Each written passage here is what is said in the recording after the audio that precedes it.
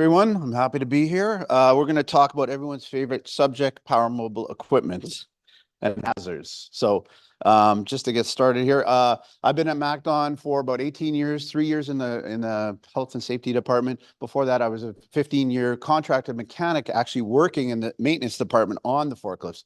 I saw a lot of bad driving habits, what happened to the forklifts, bad inspections, what they weren't finding, causing very dangerous situations. So I was very happy to be a key decision maker when I was brought into the safety department to kind of go through the safety program of the power mobile equipment. So a little bit behind about Macdon, over 75 years. There's my clicker going here. Sorry. So again, 75 years Macdon's been around, a leader in technology, right? And manufacturing high performance harvesting equipment, right? And Macdon products are distributed all across the world. At our Macdon campus, we do build various different things: combine, headers, windrowers, and other harvesting equipment. So just want to make sure that we're on the right slide here. So forklifts are used at Macdon. The forklift operator is really a key component moving our products. We have over 100 pieces of power mobile equipment at any given time in our buildings and on our grounds. Electric, various capacities, propane, diesel, large ones, and shipping. Combi lifts for carrying our long products through the doors sideways, right? Forklifts. Operations at Macdon are a very demanding role, and such a specific level of high skill and high safety minded attitude is required for our forklift operators. So we do put a lot of stress, and we put them in stressful situations. So there's unique hazards and challenges we're going to look at, hazard controls and risk management. We'll also looking forward some of the modern equipment that comes on forklifts that we're also looking at purchasing in the future. Okay, so hazards and controls. We have a lot of non-standard packaging.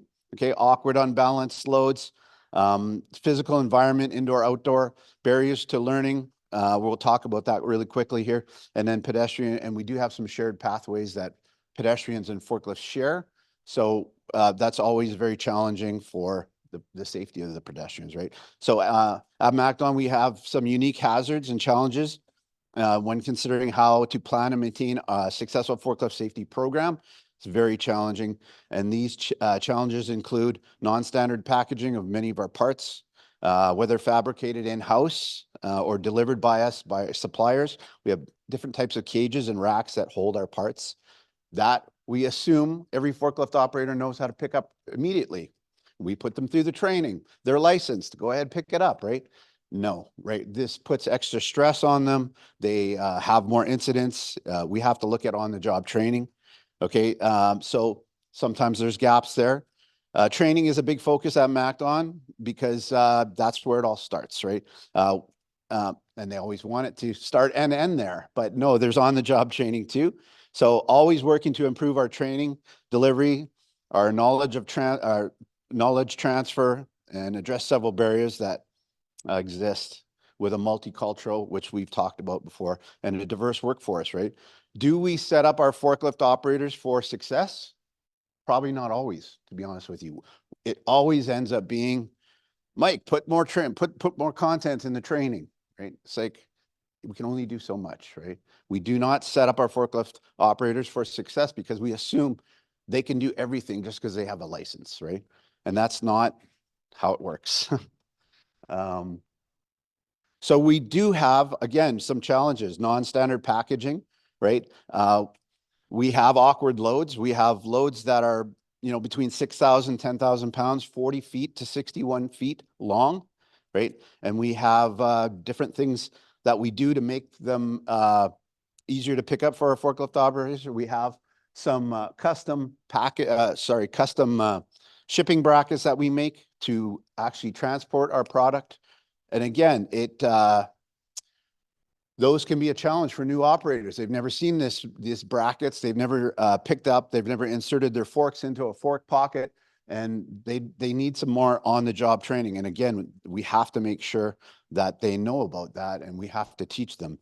We have a lot of Unfortunately, so we have some red tag products that are not fully assembled, and they're heavier on one side because they're not fully assembled. We just assume the forklift operators are going to notice that and make adjustments, and that's not fair for them, right? We have to make sure that we show them if there's a better way to pick it up if they're not balanced, right? So here's a good picture. So extreme weather in Winnipeg, right? We all deal with it.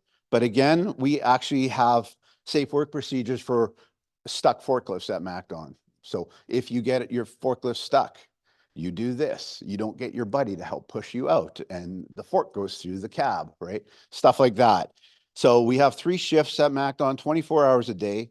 We just went to a lot of, our assembly has gone to 3 shifts. Right? That puts a lot of stress on our forklift operators. More product has to be moved. It's year round, both indoor and outdoor. We have to make sure they know the difference, that they have the right forklift for the job, not just throw them in a forklift and tell them to do everything, right? We talk about overloading. We've had forklifts sink into the ground because they're overloaded, right? They have a 10,000-pound header and they're driving in an area they shouldn't drive. And I've responded to a forklift sunken in the asphalt, right? Why are they driving there? No one told them that they shouldn't. Someone said, go get this, and they did. And they were not shown the proper driving lanes, right? So choosing the right forklift for the condition is more important. It's becoming more important all the time.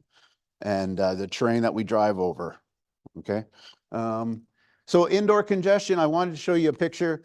This building, 2555 Saskatchewan, is our parts distribution center.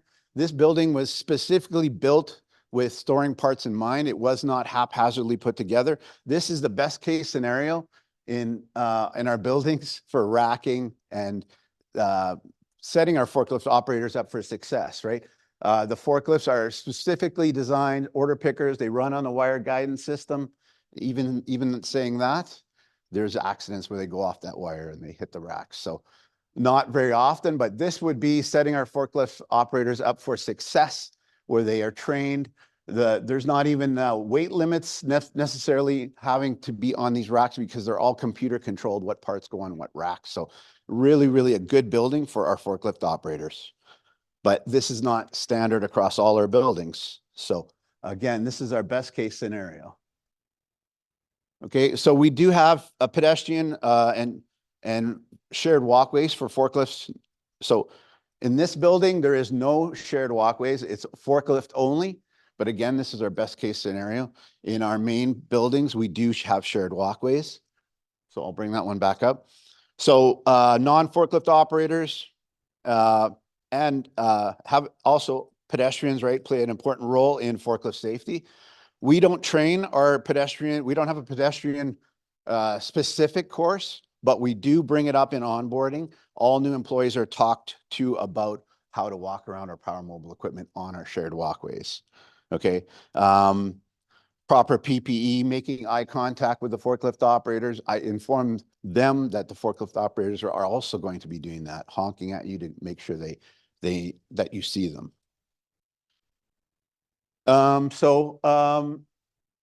Selection and training of operators. I put a big onus on that. We do try to make sure that we hire the right people for our workforce and our power mobile equipment.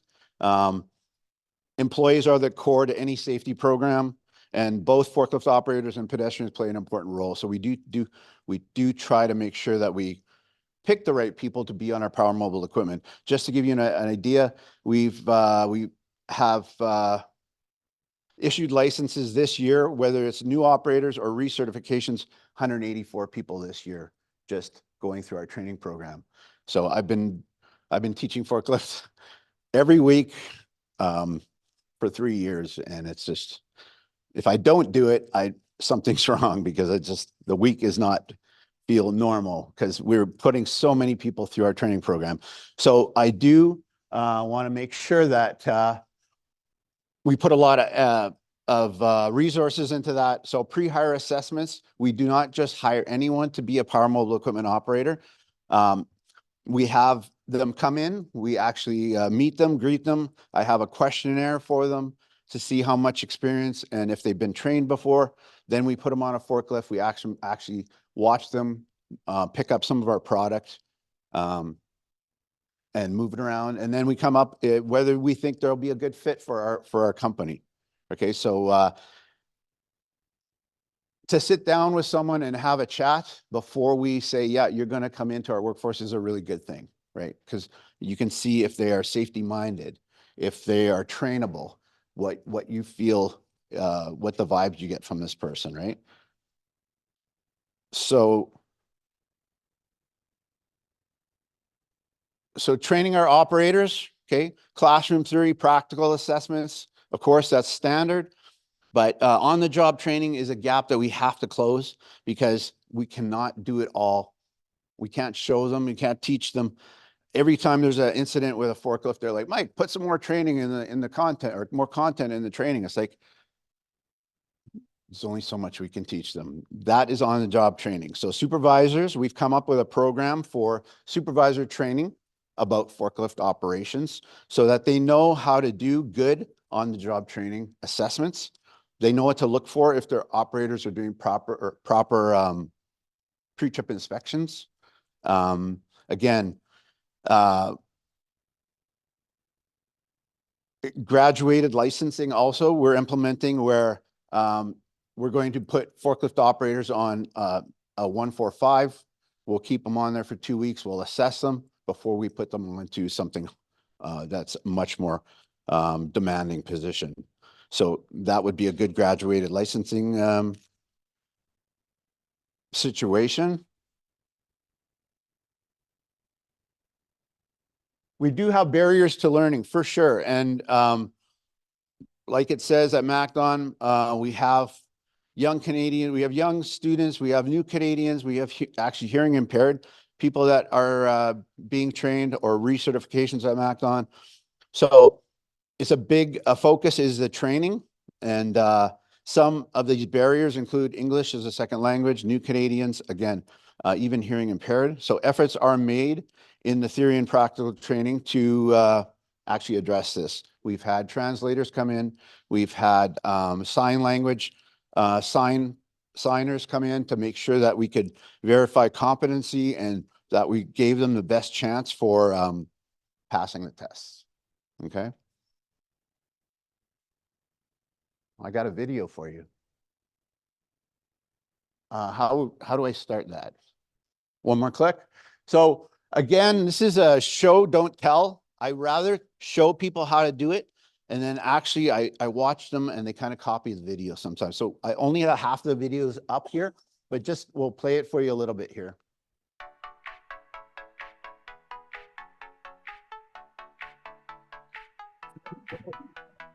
Before you begin your inspection, grab the operator's manual and the pre-shift inspection checklist.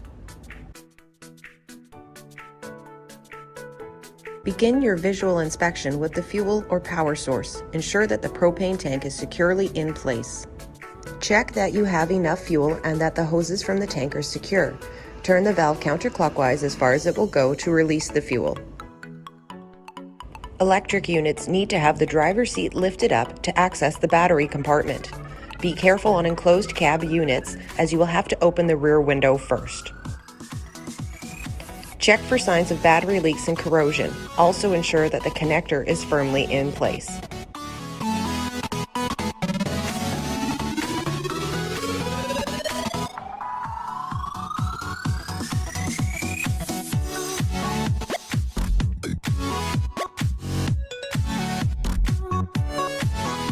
Inspect your fire extinguisher to make sure it is properly charged. Confirm that the capacity plate is present and legible. Check the fluids on fuel-powered units by lifting up the driver's seat.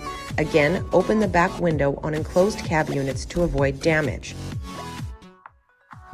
Check the engine oil level, transmission fluid, yeah, I will definitely track these in that. and coolant levels.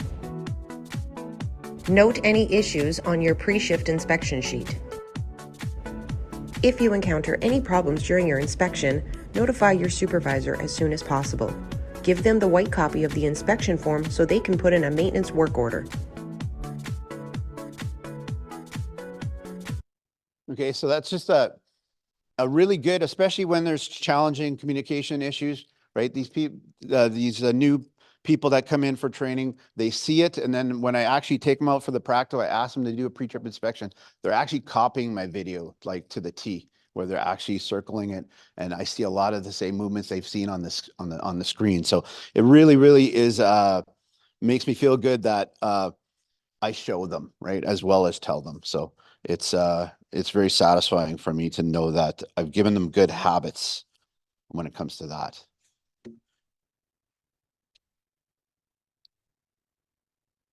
So looking forward, obviously it's technology. And our forklift fleet right now is, we've got new, we've got old. I've gone and looked at some of the new technology out there, some new forklift releases, especially Toyota.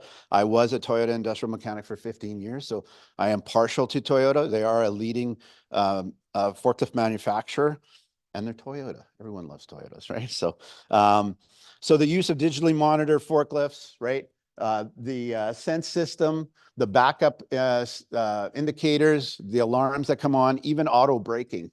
The cameras will sense anyone in the zone and brake the forklift for the operator. This is all stuff that we're looking towards to modernize our fleet. These are checks that I cannot sign, but I can wish for them, right? So we will push for that for the safety of our employees and setting our forklift operators up for success. And that's all I have. Is there any questions? All right. Oh. Advice on how you can make training more accessible for folks who English is an additional language. Yeah, we do have all of our manuals translated in Ukrainian. I've done testing in French. We have in-house translators for Ukrainian. So I never thought I'd be training in multiple languages. Not that I can speak them, but we have wonderful people in the background that makes our training accessible to different languages for sure. And we have to, because people from all over, right, are coming. Our workforce is growing by hundreds and hundreds of people every year, so we have to cater to make sure that we can train them. Yeah. Yes. Or was it just you're graduating them on, just putting them on easier tasks than making a progress with them? No. We'll different equipment. So we'll put them all on a sit-down forklift. We'll license them for a class 1, 4, 5. We'll let them drive in their area for 2 weeks. We'll have them assessed. Are they a good candidate to send to combi class, which is a harder vehicle to drive? They would carry more expensive equipment around. And if they pass that on the job, then we will let them graduate to a harder forklift to drive, with more training, of course. But yeah. Yes. Yes, for a facility that runs multiple shifts. Yeah. What would you suggest in terms of how often they shift inspection? We want 1 pre-shift inspection per shift. So if it's run 24 hours, we want 3 inspections on that forklift. Only 1 person per shift has to do that. But anyone walking up to a forklift that's going to sit down on it, I tell them, check that pre-shift inspection book, make sure that it's been done. If it has been done and turned in, you do not have to inspect it. But I still tell them to take a look at it, because it could have been, something could have been missed, right? So the more inspections, the better. Yes, Don. Training the supervisors.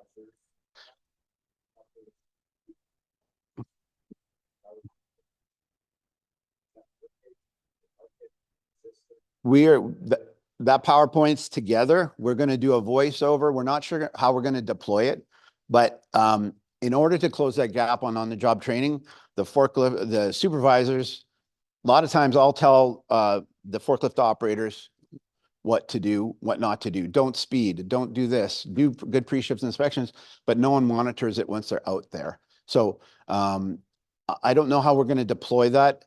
I think it's going to be Megan.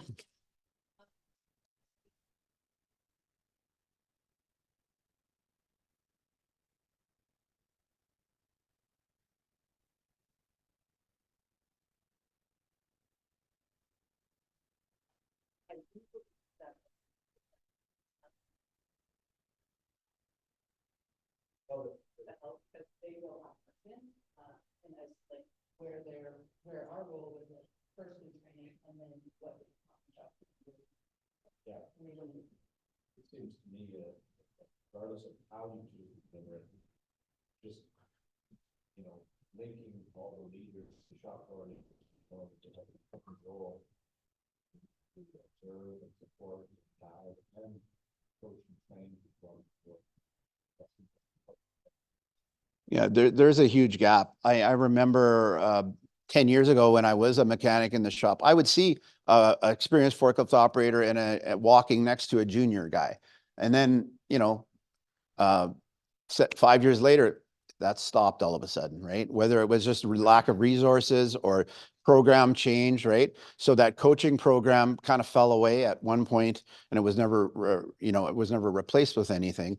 Supervisors need to pick up that and make sure that I actually want them to know what I tell the forklift operators so they can kind of reinforce it, right? So that's the hope, right? Yes. Yes. Those cab. Yeah. That That is our outdoor but that's one of our, it is an electric forklift. It does have treaded tires, so it can go outside. Yeah.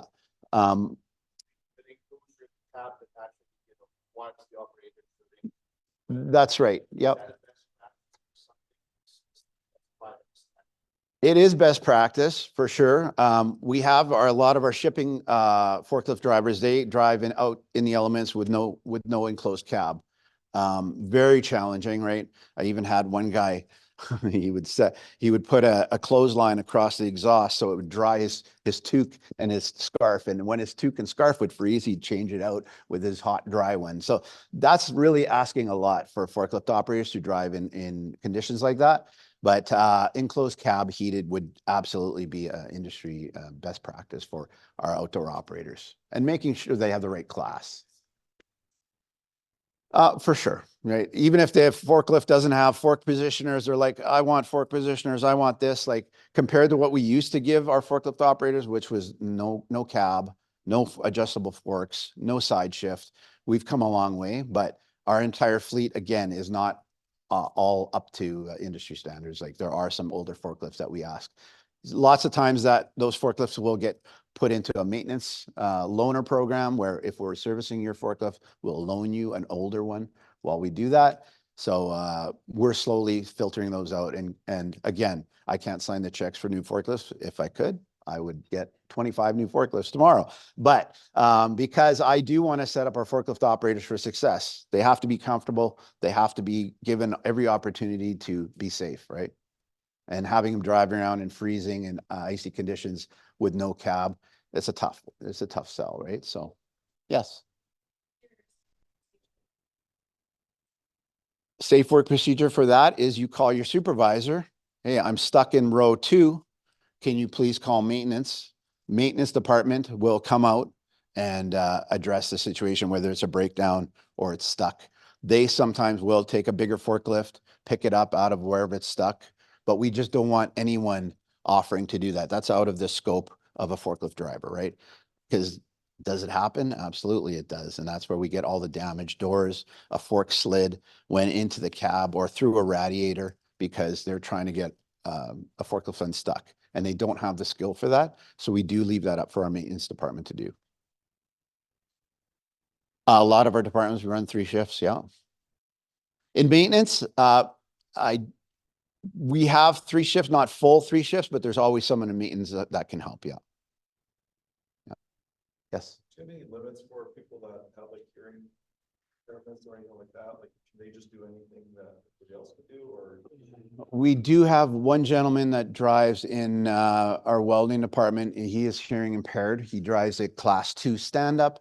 He did get the training in sign to make sure that he was, and he does ask for extra things on his forklift, like flashing lights, beacons that will help. And but we don't have because we have one person that like that, we haven't adopted where we standardize his forklift with special features. Should we? Absolutely, we should, you know, and that's something that I tell him to be asking his supervisor to put maintenance requests in to get these extra options for him. But spotters are for sure, like he should always making sure that he has a spotter, right? In case, but he travels in a very small area with only one. We do. Yeah, we do. He's going to stay within his department and, but we should add some added features to that forklift that he drives. He's asked me for them. I tell him, ask your supervisor. I can't tell them to put on there, but, I do want that to be addressed for sure. Yeah. Yes.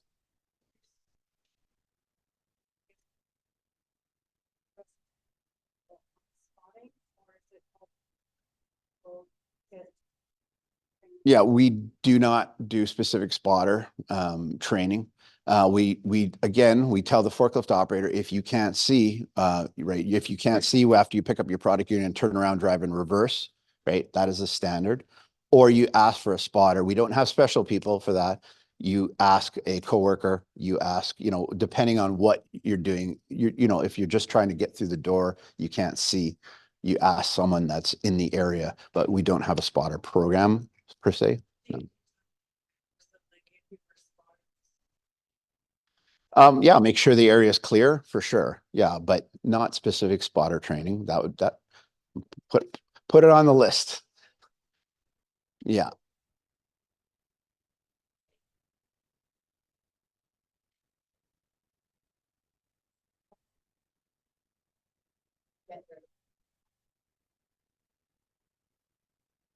Yeah.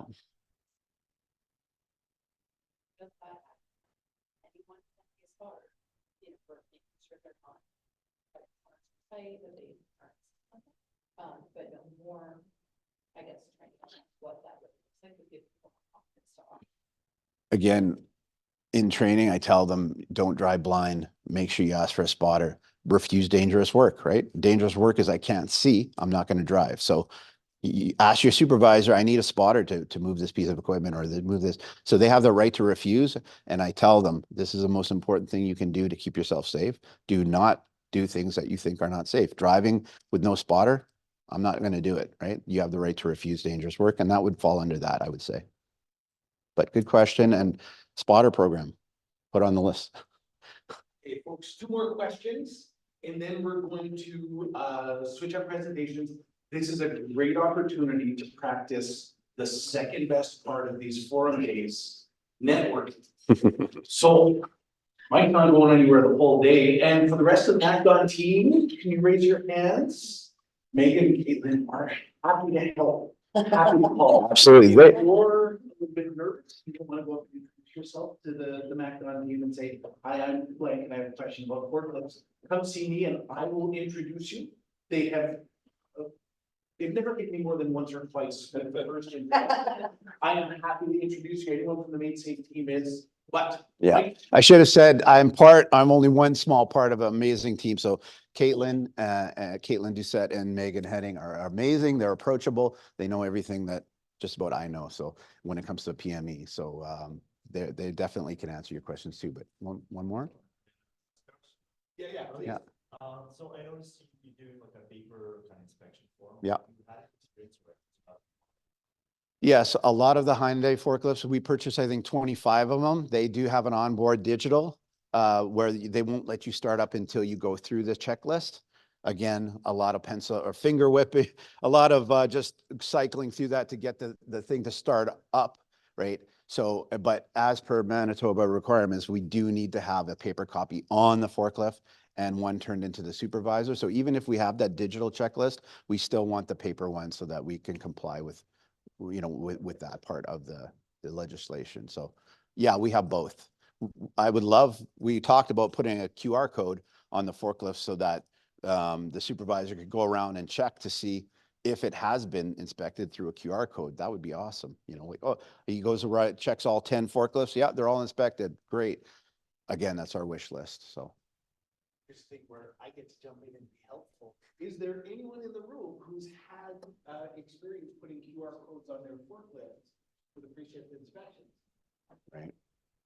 maybe one person in here that I know of. So if that's a thing that you're interested in hearing more about, I will accost him afterwards and get him connected. Well, I want to hear about it. Yeah, absolutely. Any last question for Mike before we switch?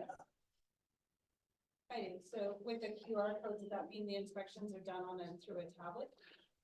Yes, that would be great. If everyone had an app on their phone, they could go through it.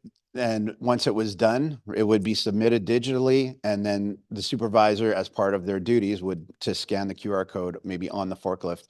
They could pull up that list. Yes, they're all done. Because right now, that's another challenge, is making sure that all of the daily inspections are being turned in, right? Right now, we have one person from maintenance running around gathering hundreds every morning. And I know there's gaps there where some are not given, some are in a mailbox, some got lost. And those hour meter readings help us with our PMs, right? Our planned maintenance. So again, that is a huge, a gray area that we need to clean up for sure. Paperwork.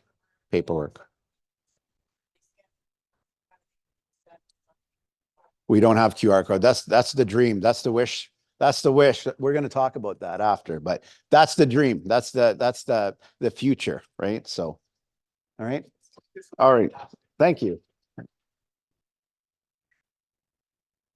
Thank you. Thank you very much. So I think what we just had happen there is probably about the best that we could hope for these forum days. We've got an organization that's doing a bunch of cool things after doing a pretty intense assessment over the course of years. And you guys get to ask the questions that you want to ask about. How do I implement? What lessons did you learn? How would you handle this? This is great. This is exactly what we're hoping for. So I would put this out to the entire group before we switch over to our next presentation. If you're doing something cool, we want to hear about it. There is someone here that is fighting with that exact same problem you're fighting with. And so if you're interested in sharing part of the journey that your company is on, reach out to us. We have a platform for you. You can help hundreds of Manitoba workers, hundreds of employers. We're here for sharing. So again, Mike, thank you so much. Thank you to the whole Macdon team. And if you're interested in hearing more from them, absolutely, let's get you connected with them at our next break. But before that, we have one more member story, and it's on purpose that we have member stories talking about, here's the problem that I had, here's how I'm solving it, because that's the best way to learn and to be able to talk through some of these challenges. So again, if you've got a problem, feel free to come to us. If you've got a solution, please come to us.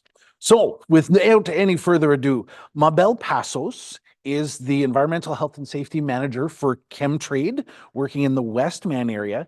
And she's here to talk about the wide use of Tumeke in their organization. Yeah, just clips one. Like this? Yes. Perfect.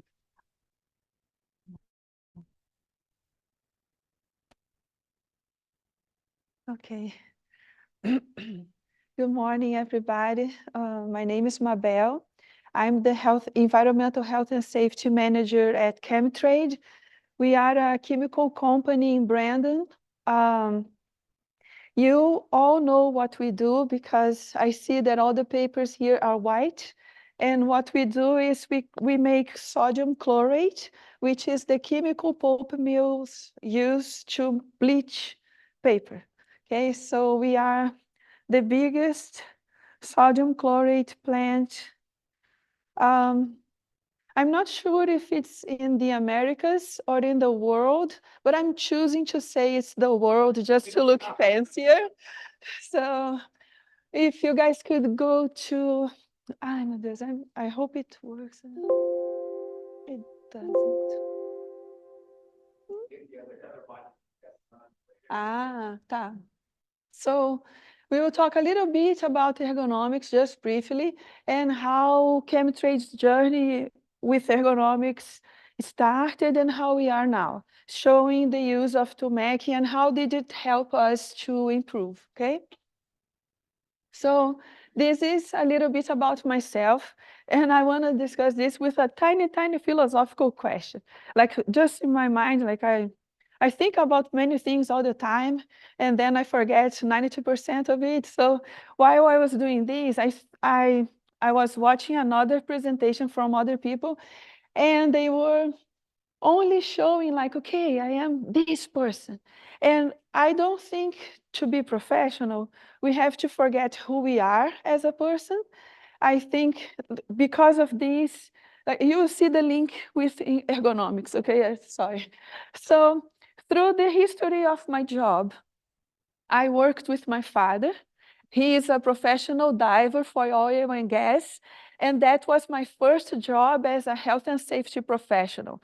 So my job was to keep my father alive. Luckily for him, he was a good one, so I was always applying myself the best. Then I'm here talking to you guys, and this is my grandmother who passed away in February. And she's the reason I'm here. She invested in me to study English, and English opened the doors in my life. Also, while I was like here in Canada, trying to find a new job, doing college, immigration, blah, blah, blah, all that stuff, I had my son, Leandro. He's 3 years old, almost 4, this tall, very heavy, and he doesn't know it. And that's the other part, like, because I started thinking about ergonomics is because when I reached 40s, I received an unforgettable gift, back pain. So since I reached the 40s and with the addition of my gigantic son, I have non-stop back pain. And I started like the way to survive is ergonomics.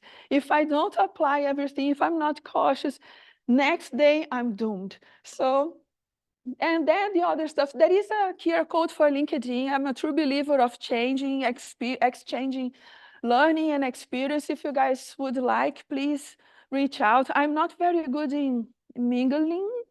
I'm very anxious, so I get nervous and the person asks me like, oh, what's your name? It's 2 o'clock. I give weird questions. It doesn't work well. So online, there is a better chance the communication will work. Okay, so next one. So this is a little bit of things that, like, why ergonomic matters. If we don't pay attention, our team members, they will have sprains and strains, back pain, and like we know that equipments, they are made with production in mind most of the time.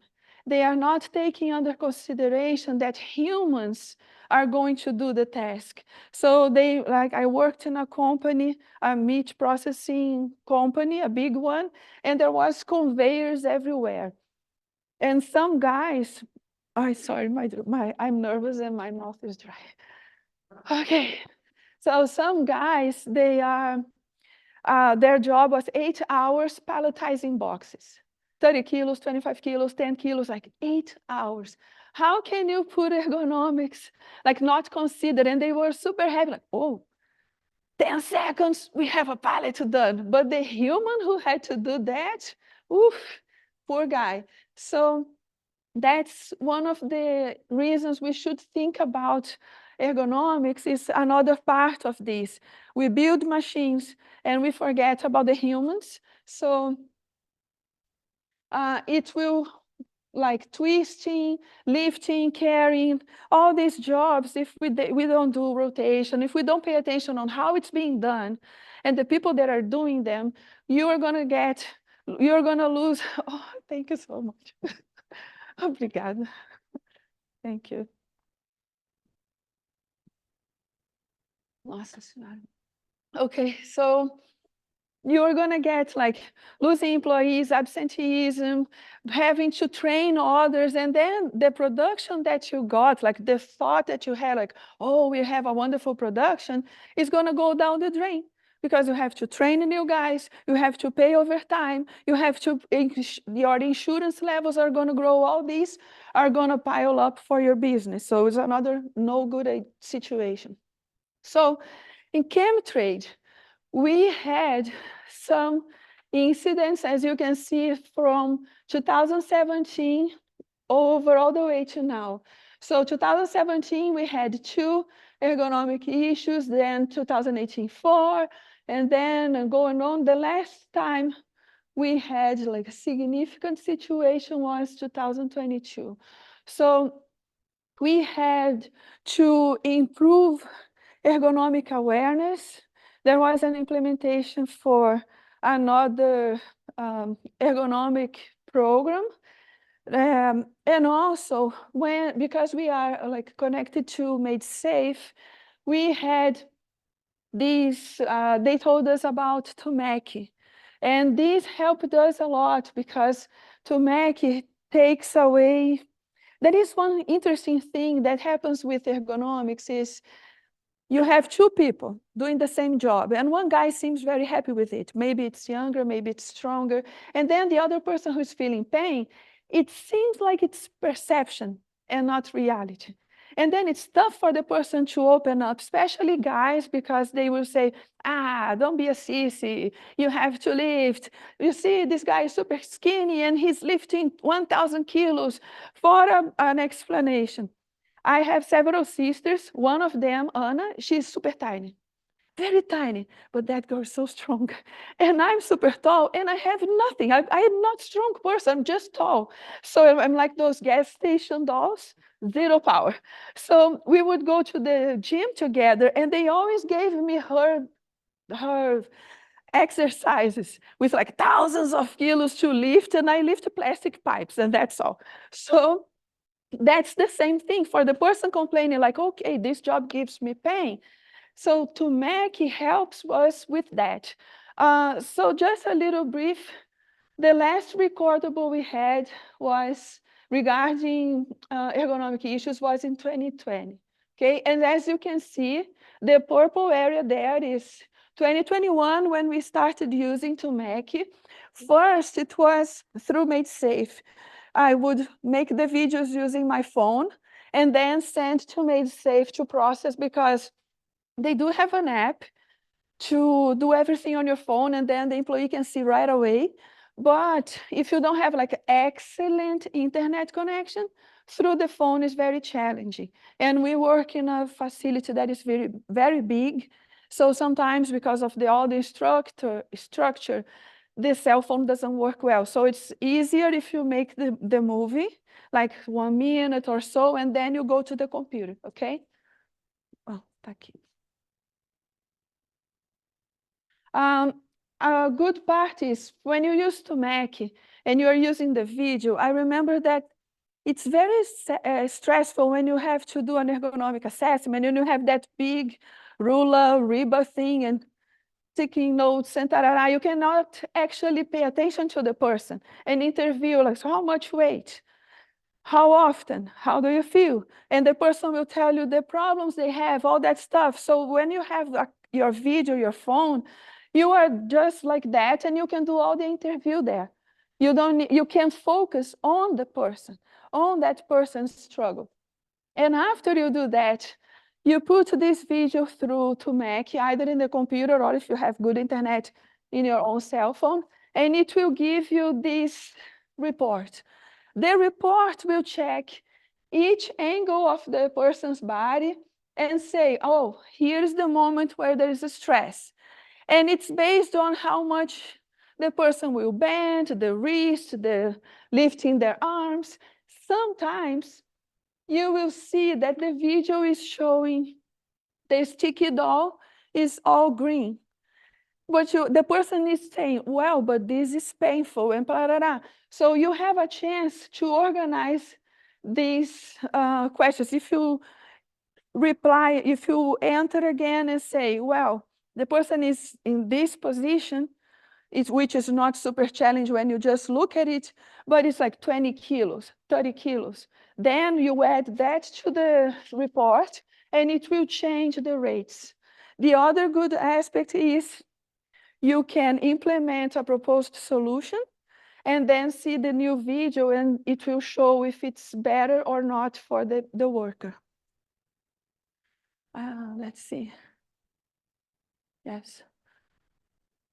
So you see, I hope you guys can see, like in this job, these are risers.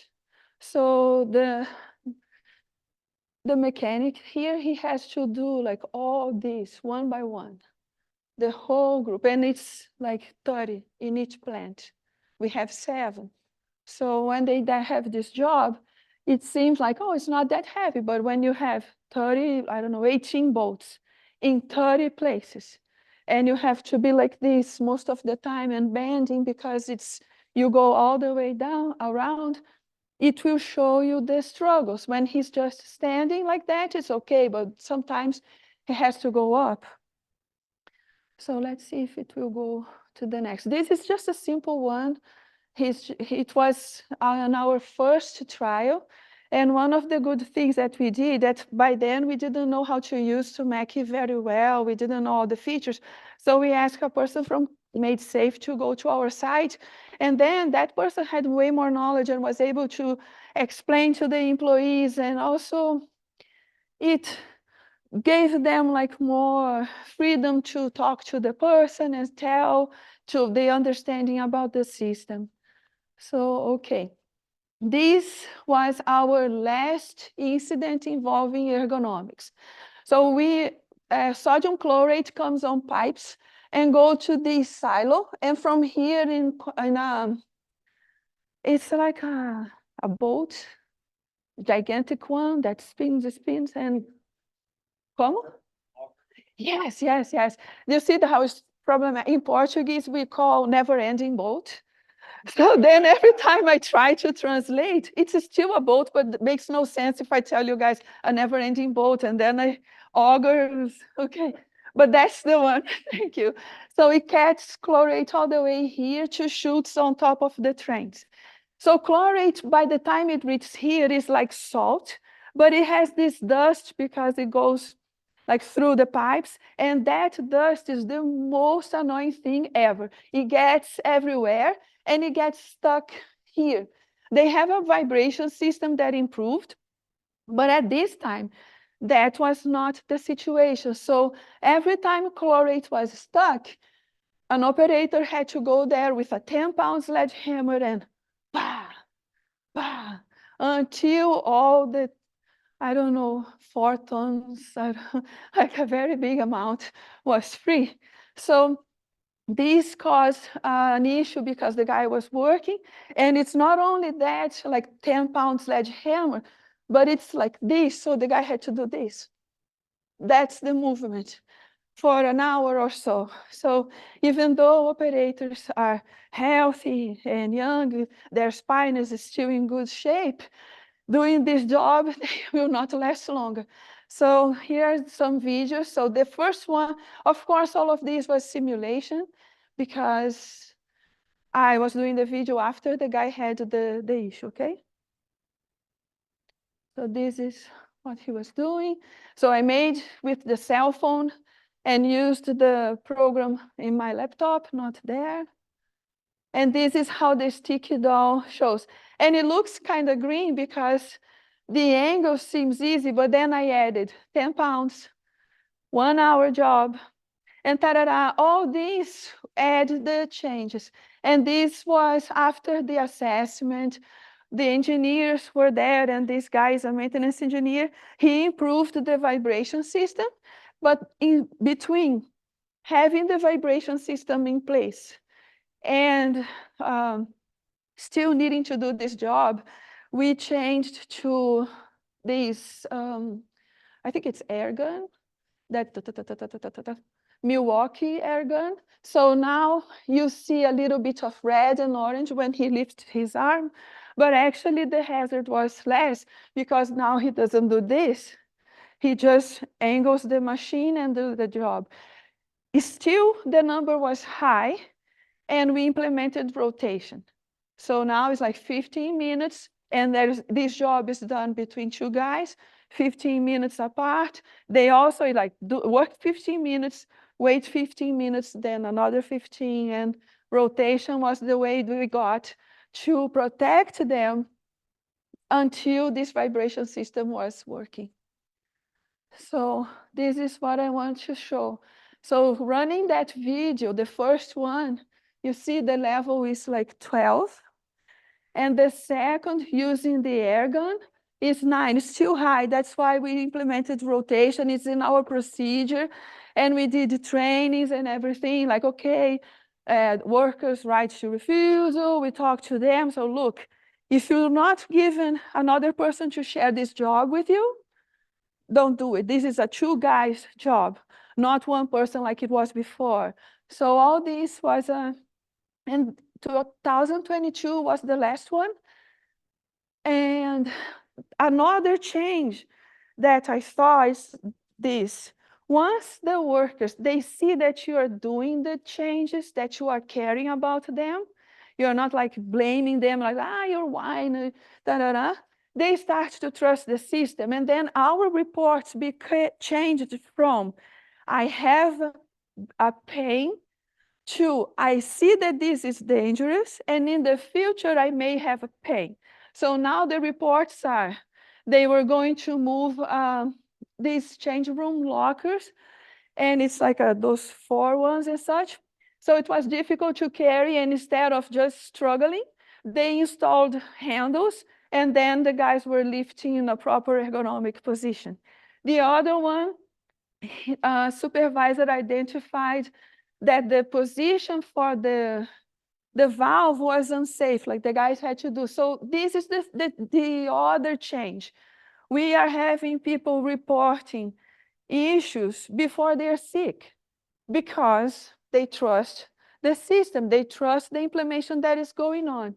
So our new project is this one. So we need chlorine in our process. So sodium chlorate is like salt and water, we change into brine, but we add some other stuff because it needs an electrochemical reaction to happen.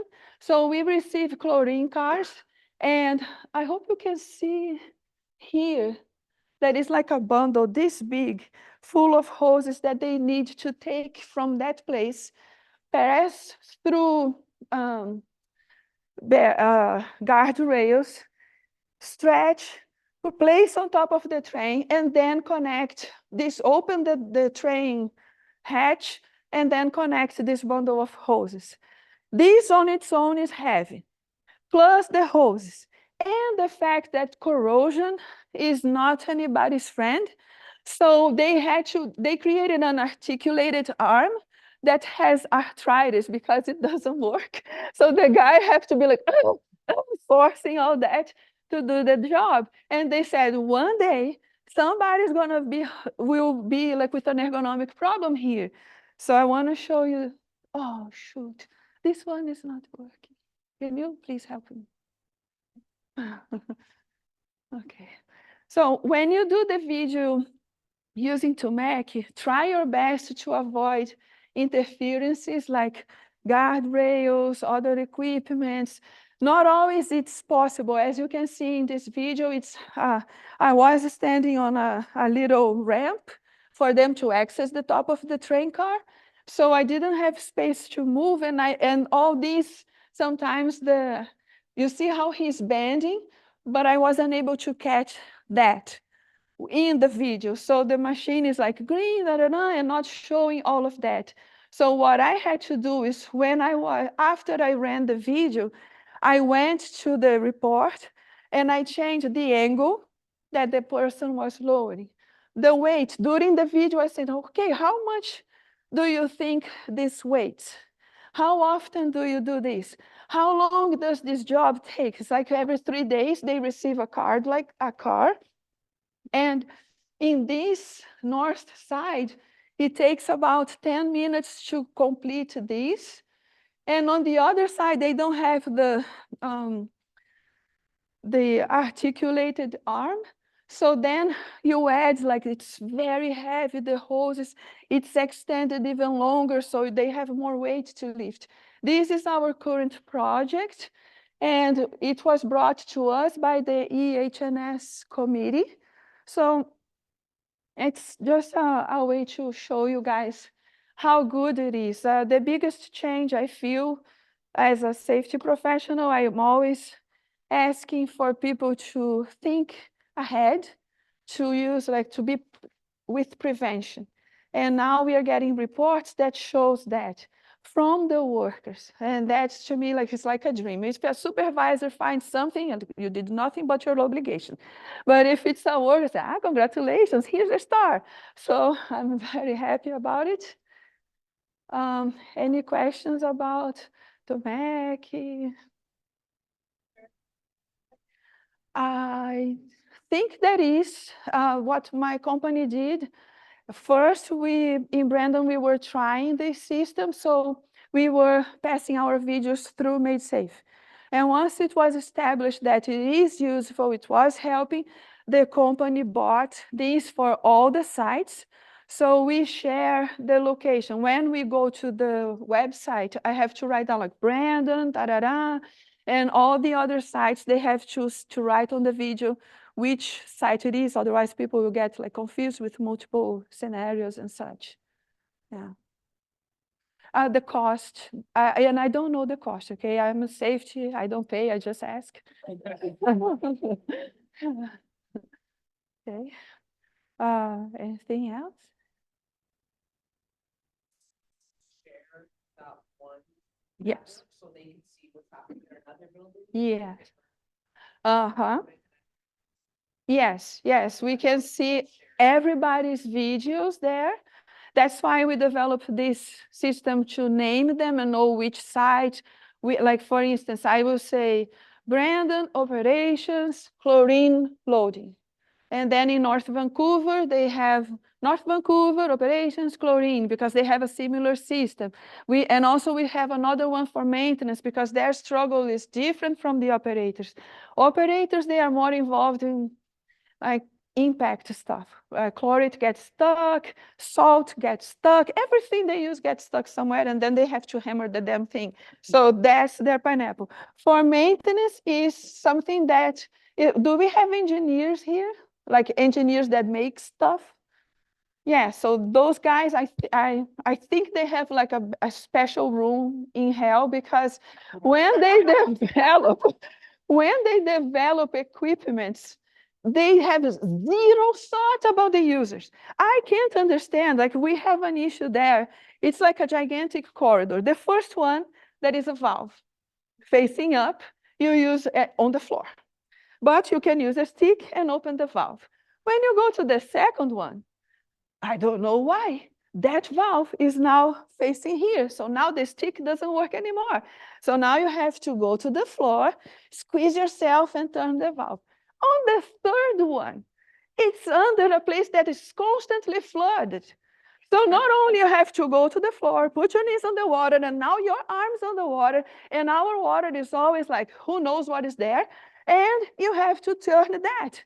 So how? It was a bright engineer who did that. So they are in my special praying book because, oh my, they always do this, valves, and then the maintenance guys get disappointed because, you talk about ergonomic, look at this, and like somebody said, they have no filter, so they express all that they want to express. And like, yes, for sure, yeah, so,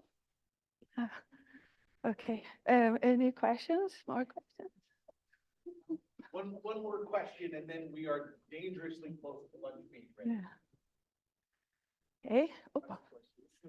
Kind of open maybe for everyone, just to avoid that special place in hell. Project come out, like got like a outside consultant doing something. How often do EHS and departments like that get involved to incorporate these items to the project? Like, are they even on the team? Sadly, not as much as I wish. For instance, we are building a new building. By the time I was brought to participate, and my concern was anchor points, because that's another struggle. Every time there is a building and a specific place we need to reach, where is the anchor point? And then we are between the sword and the frying pan and the fire or whatever, because the person needs to go there, and now we have to find a way to make an anchor point for the person. But when I was in the visiting, like participating on the meetings, it was far away gone. we couldn't change the schematics, and it would create downtime for the project. So this is something that I see happening. I'm giving this example, but since I started working as a safety person in offshore, I always see this. It's not considered. They think a lot about process safety. I work in a chemical company. So they think like, oh, is it going to explode? How big the explosion? Parará. But the valves and where they are and the anchor points, oof, nah, that's not a problem. Should be all the time. Exactly. Yes. Yeah. So we start to change that here. Basically, whenever you introduce a machine process, everything that you do, when you get to handle, you're introducing a hazard, you're introducing a risk, you're introducing so many other aspects of the operations. So the way that we do it is basically collaborative. So you'll have engineers, you have operators, you have maintenance, you have every aspect of the person that needs to be on that change. And you don't forget the most important part of that change is going to be your operator, because he's going to be the most impacted person that you'll have. Yes. The engineer might have a different design, the operator might have a different execution. Now your maintenance will have any aspect of that operation incorporated there. So how are you going to be removing this? How am I going to be maintaining that? So it's a fun process, and it's really something that we are very proactive from the get-go. But is it a perfect system? Well, we are all evolving on it, but it's one of the most interesting factors of what we do on the floor when we collaborate. And you know, another thing that is like the people that hold the money and the paycheck, they are always worried about how much profit or to save cost. But if they thought about how much they spend retrofitting stuff, it should change the perception. And then, okay, let's make this user friendly. And then we don't need to do downtime, we don't need to do maintenance, we don't need to pay overtime, all that stuff. But it's a mindset that is changing. I think with Lean Six Sigma, people are starting to get this view. And one thing that I liked when I heard today is what you guys are doing, like making Lean Six Sigma available for safety professionals, because we are not the money makers, we are money savers. They usually set these for engineers or whoever will do that. But if we improve the way we communicate, then we avoid these problems in the future. Strong business case will also be supported. And you'll have to have a lot of data that backs it. Yes. Original data that will have that business is going to be driving it forward. Of course, alternative investment, right? Yeah. That's the most important part. Yeah. Okay. Last one done is a quick I one. just have a comment. All right.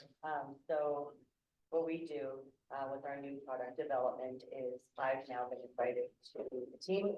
I am not only the employee co-chair on the safety committee, but I'm also the lead facilitator. So I have a very goal to and we bring in new equipment. Tracy and I have always called in for risk assessment as soon as it gets there before it gets into production. So we're also getting better. And it's just the small changes we That's wonderful. Started involving us in when before they even make it, like in the designs, what they want to do, any issues or anything. That's my dream. make sure that our operators are producing these parts that are coming out these molds, that there's no, well, we try to limit the rejects. Fantastic. Yeah. Folks, let's give Mabel Paso some free.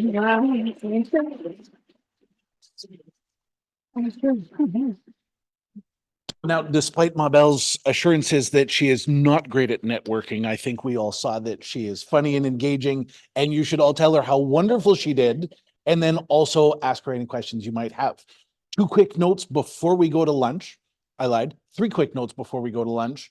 We're going to leave through that door, come down this hallway, and then food tables are undoubtedly right behind me on the other side of this wall. So down the hallway, to your right, and just keep following it, and you'll we've had some special guests in attendance today on Zoom. Mr. Passos, nice to meet you. And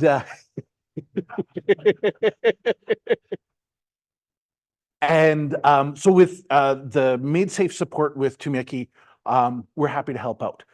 We don't really want to do 1,000 hours of MSI assessments on your site. What we want to do is we want to come out, we want to work with you to show you the value of the tool. We want to work with you to help you figure out how to best use it in your facility. We want to work with you to help you come up with effective corrective actions.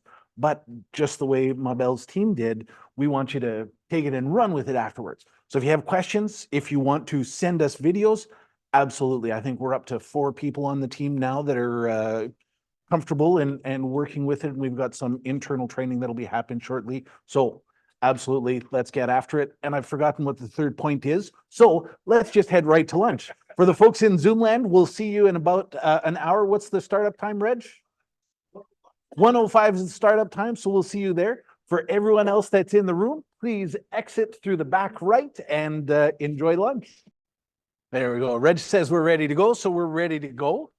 As promised, Anton Veronin, the Environmental Health and Safety Manager for Kitchencraft, did I get all of the different hats? Perfect. From Kitchencraft is going to tell us a little bit more about the Threads for Life event that will be happening shortly. Sorry, Steps for Life. Thank you, Nathan. Thank you, Anton. Okay, so a couple of things about Steps for Life. Anybody here familiar with what a Steps for Life is? Anybody ever been before? Okay, so if some of you still kind of not sure, okay, which is good. So Step for Life is the annual event that happens in the Kildonan Park. So basically, we get people around, and go for a loop, around 5-kilometer walk around the park. And the whole point of this is, to do a fundraiser. Before you go to the walk, you can register your team, or you can do kind of like a personal fundraiser, try to raise money for the organization called Threads of Life. So a couple of words about Threads of Life. So Threads of Life is the organization in Canada that provides some mental health supports for individuals impacted by a workplace tragedy or their families, right? So if there's, been significant life-changing event and, the family is going to be impacted as a result, right? So they're going to obviously going through some hard times, right? So they need those kind of personal mental health supports. And they do things like, counseling people. They do things like there's like retreats where they get people out and, kind of work with them. So a lot of really good work, right? And personally, I think a lot of it is, something that organizations like WCB should be providing, right? Because, mental health and everything, should be part of your recovering, right? But I think there's still some gaps. And the Threads are one of the organizations that really do that really well. So Steps for Life is a fundraiser. It's a fun little activity. So that's going to be happening on April 28th in the morning in the Kildonan Park. Excuse me. So this is it's going to be a Sunday morning. So, and I think we're going to start walking around 10:30. And, it's not going to take very long, right? And again, you can sign up an individual or as a group. And as you can see in the pictures, everybody kind of gets a T-shirt, and it's a really good community thing. And people get together. There's going to be some speakers. There's going to be some activities. There's going to be that walk. There might be somebody from the ministry coming in to kind of give a little speech. But the big thing for me is you can see on the left bottom hand side, this is called a memory lane. And this is where we kind of set up like a lot of little posters where we share stories about people, who lost their life as a result of a workplace accident or, were deeply impacted by it. And this is something that really kind of brings it close to home, and there's actually some of the volunteers that we're having for the event. They're, some of the families that got impacted, right? So really, really heavy stuff. And I don't know, this one is the aspect that kind of stood out to me from this whole thing. So again, I would invite everybody to kind of look into it, sign up as an individual or as a team and come in to participate. It's going to be fun. And on another note, I am also the coordinator for volunteers for the event. And I just wanted to kind of throw it out there. We're looking for volunteers. So we need things like, walking marshals, kind of basically directing traffic, where to go, helping out issuing those T-shirts, helping out with the registration. There's actually going to be some snacks. There's going to be coffee. You can actually get some food. I think we're going to have some barbecue this year, which is exciting. Again, you're not just going to come in and walk. You're also going to get some food, which is always cool. But I do need some volunteers. So What else? Helping with the entertainment, helping set up, helping, unpack everything. Basically, the committee and the volunteers, we're gonna be there around like 9 o'clock in the morning, and then we're just gonna wrap up before lunch, So it's not a huge commitment, but we do need some help there. And it also a good networking, like I always see, other safety people there. Again, you can see people from the ministry as well. You can see people from Safe Work Manitoba. You can see people from other organizations. A lot of folks actually bring in their kids. There's people with dogs and everything. So it's just a fun event at the park. So once again, Kildona Park, April 28th. And yeah, if you're interested, please email me at avaronin@masterbrown.com. So this is my work email. I don't think my company would mind if I, use that to coordinate a little bit, but yeah. And you can look me up on LinkedIn or kind of come and talk to me later in the event. And yeah, any questions or comments? Perfect. Thank you very much.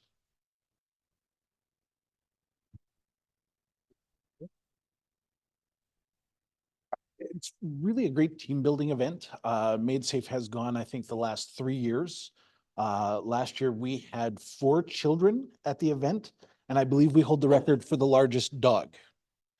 His name is Finnegan. He's about this tall. He belongs to our national director of marketing. It's fantastic. Really great event, great cause. They help a lot of people that, slip through. Now, on the agenda, we had promised Haley Coleman from Manitoba Lung Association. And unfortunately, you're stuck with me. Haley's got some sick kids at home today. Manitoba Lung Association has a really exciting new program. They have several helping people stop quit by meeting them where they're at types of programs, but it's not just a resource that sits there and you can direct people to. This program that we're going to talk just a little bit about today, Blue Collar Quit, Empowering Trades for a Smoke-Free Workplace. Now, I know it's talking about trades, but I'm sure that everyone here has maybe once, not at your companies, but somewhere seen a forklift operator smoking in the forklift. No, like I said, not at your places, but maybe once upon a time. Rick joined us from construction. So at some point he's seen somebody smoke on a job site. Well, that's a job site and that's not okay, but we're outside, so it must be fine, right? Well, it's not, but it's hard to quit. It's hard to quit. So according to the Canadian Public Health Association, blue collar workers are among the highest smoking rates per occupation. People who are working with their hands, people who are, on the tools, they smoke at higher rates. Now, the benefits of a smoke-free workplace extend beyond health outcomes. I smoked for 23 years. I've quit for 6 now, and it was about 3 days chasing around a 1.5-year-old toddler before I noticed, yeah, I can breathe a little bit again. My legs were complaining because I hadn't run for 10 years, but I could breathe a little bit. Amazing the difference that it makes as quickly as it does, but the person has to be ready for it. This is a tool to help your people get ready. By supporting your employees in quitting, you can also enhance workplace productivity, reduce absenteeism, and create a healthier work environment for everyone. Contact us today, and that's the key.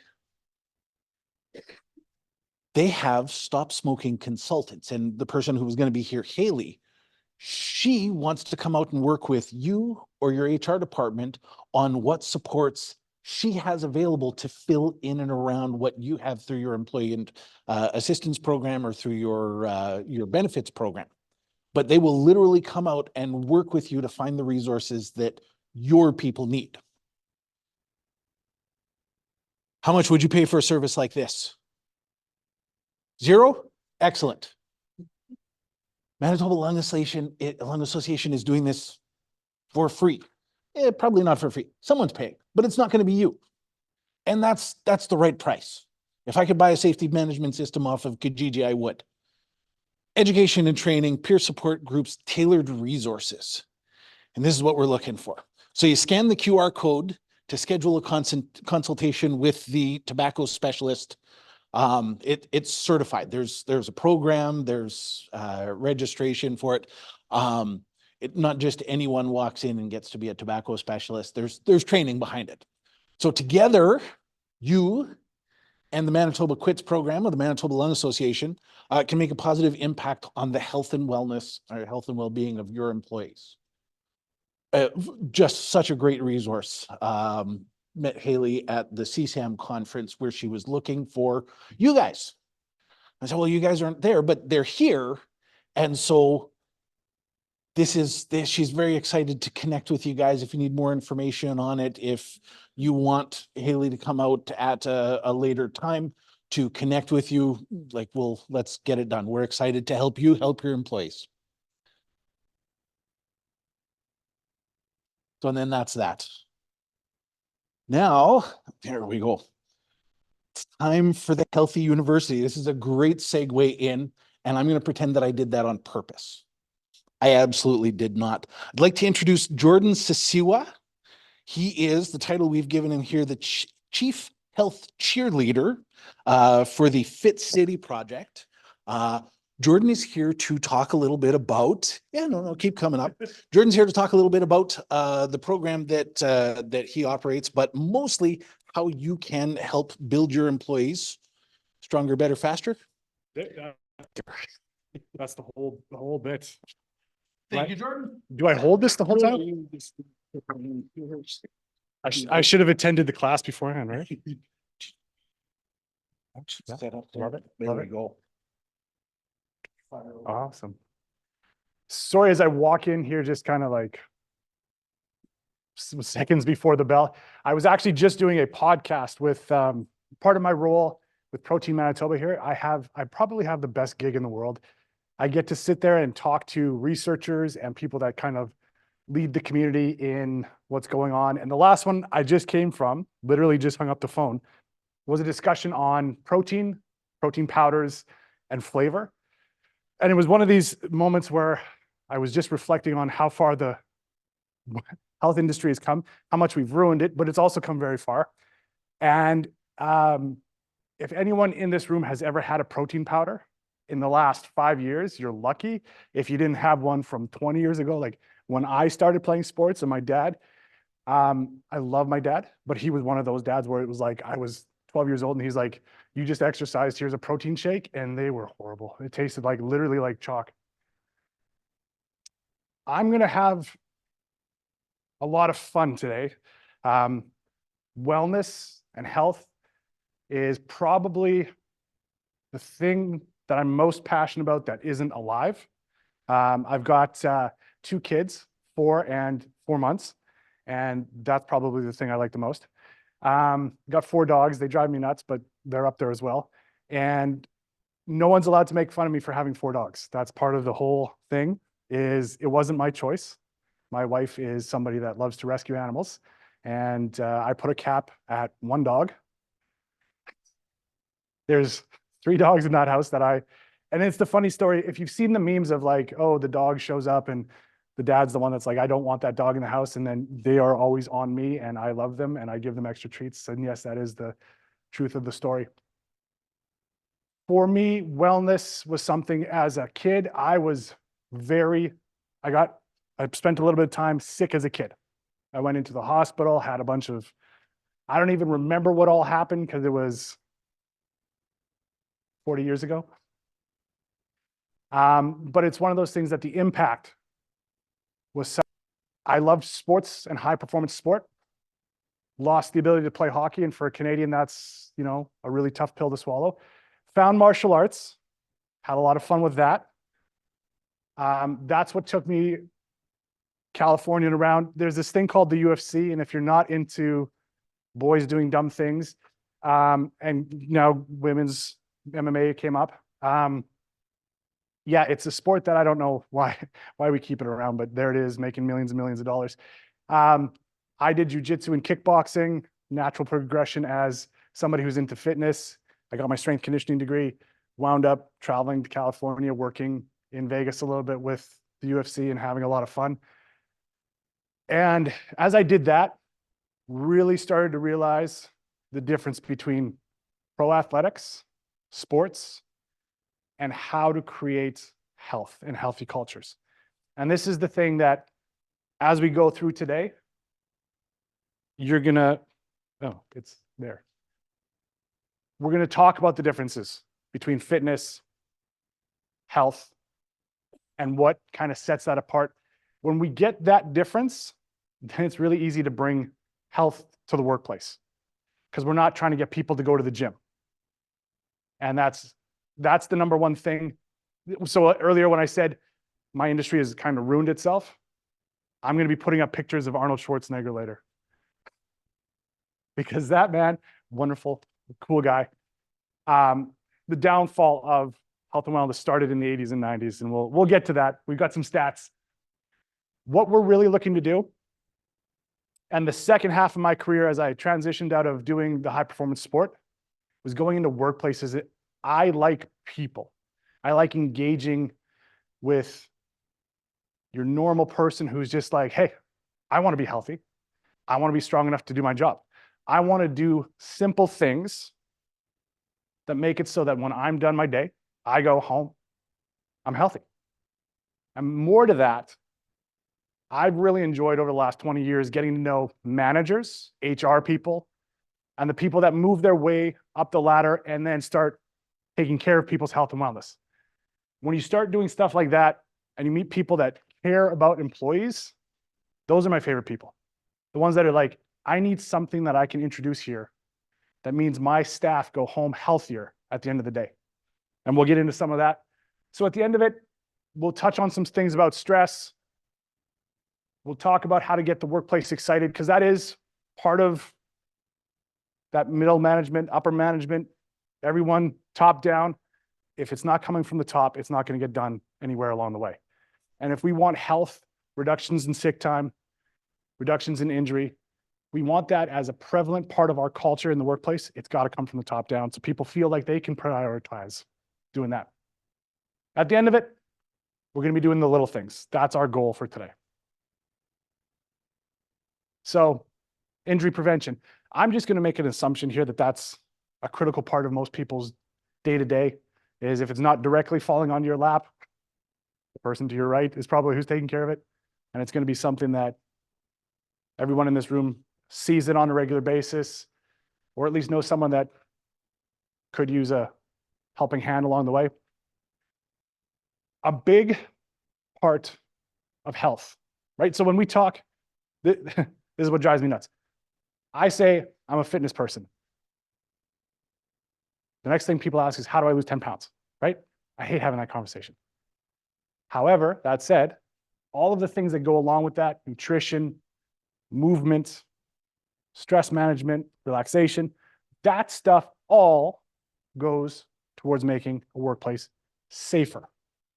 Now, I think one of the most interesting stats or facts that I ever kind of stumbled upon as I was going into this workplace wellness stuff is there's two typical high times of the day where people get injured.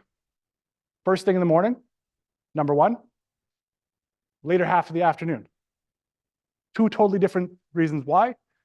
And as I'm doing this, I just realized I welcome people to interact with me as I go. So I'm going to be like, hey, ask some questions. And if you don't ask questions, I'm going to point at people that I think are like, that doesn't, I like being a high school teacher. They don't look like they're looking at me, so I'm going to pick on them. To that note, first thing in the morning, why do you think people are getting hurt? First thing, what? Yeah, well, yeah. There it is. Number one, muscles are cold. Warm up, right? Who has seen a pro athlete show up game day and just be like, oh man, I'm running late, gear on, and just run out, somebody hit me, right? Will not happen. They all have their warm-ups, and to the point of like the same underwear every game, right? Because you're superstitious, because they don't want to get injured. A proper warm-up can be done in 3 to 5 minutes. And here's the cool part, can reduce injury up to 30%. Wild, it can reduce musculoskeletal injuries, MSIs. 2, we can reduce the chance of a heart attack at work. I don't know if anyone here has experienced that happening in their workplace. First time you ever see somebody have a heart attack, I've seen it once. It is the worst thing, and I never want to go through it again.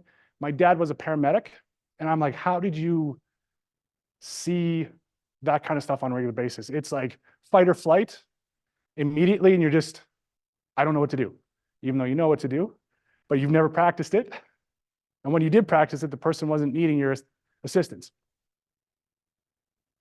Making sure that a simple warm-up is done.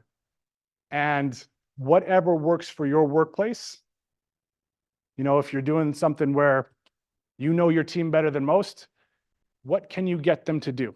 And it's as simple as, if they are football fans, could you get them to do a football warm-up? Can you get them just doing jumping jacks? Slowly building into it. Whatever it takes to get that team, before they go and do a hard labor job, to warm up. Now, here's the tricky part.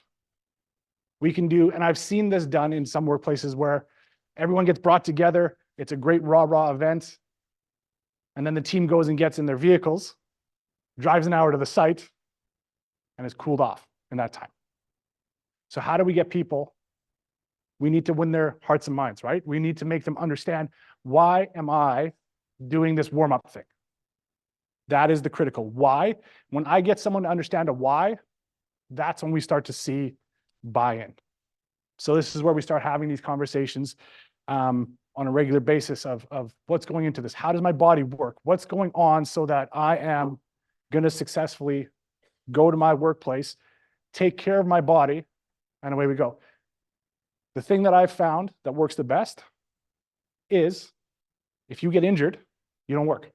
You don't work, you don't get paid full rate of pay, right? Because I think, what's WCB paying these days? Is it 80 or 90%? If it's 60? Man, good thing I 85 in Ontario. Good thing I don't work at WCB. I'd be handing out cash like it's nothing. But that's where the success that I've seen is the discussion around injury prevention and full wage if you're healthy. That gets people motivated. To that note, strength and length. It is important that someone has the strength ability to complete their job. And just out of curiosity, are there places, people representing places where it's like, you can't have this job unless you can lift 65 pounds, and they go through that testing? I've been to a few work sites and worked with places where it's a mandatory, here's the loads you will be carrying. If you can't complete these tasks, sorry, we'll send you somewhere else, or similar. So strength, typically though, it is rare that someone's going to get a job where the strength is the critical part. The length and the flexibility and the muscle balance is what we're looking to make sure we're in charge of on a regular basis. I'm going to sum up my entire kinesiology career. And after this moment, if you guys can answer this question, everyone here could be probably an ergonomics expert. If this was my job all day, standing, talking, this is what I do. And I come home at the end of the day and I say, man, my shoulder and lower back hurts from my job. What do I need to change on a regular basis? Right? There's these simple things. So if my shoulder's hurting, this is where we're going to get into some critical thinking. I look at you and I say, my shoulder's hurting. What can I do? And you say, go get a massage. So I go to my massage therapist. A massage therapist sees me twice a week. They're working on my shoulder. I feel great during the massage, not after, not the next day. And all of a sudden I'm like, massage doesn't work for me. Well, I didn't change the problem. As soon as I get into the proper posture, I'm not putting strain on a shoulder that's holding up my entire body. I can now go and be like, you know what? My shoulder feels better because I'm not causing the injury at work. Now, the tough part is, if I have to do this for work, we need to find ways around it. But it's looking into it and quickly being like, right, I've got a whole bunch of people in my workforce that keep complaining about the same thing. What small change can I make? What little difference can I do so that everyone's in posture, or at least on a regular basis, right? In the day, a bell goes off. I don't know. Oh yeah, I've got to take a second, reposition. It is amazing for the human body. One of my favorites is from, again, a lot of this is going to be heart health. My family history, we have a lot of heart issues. And that became something that now I've noticed when I speak, I'm always like, heart health, heart health. You need 7 steps once an hour to circulate the blood through the system to take the load off of the heart.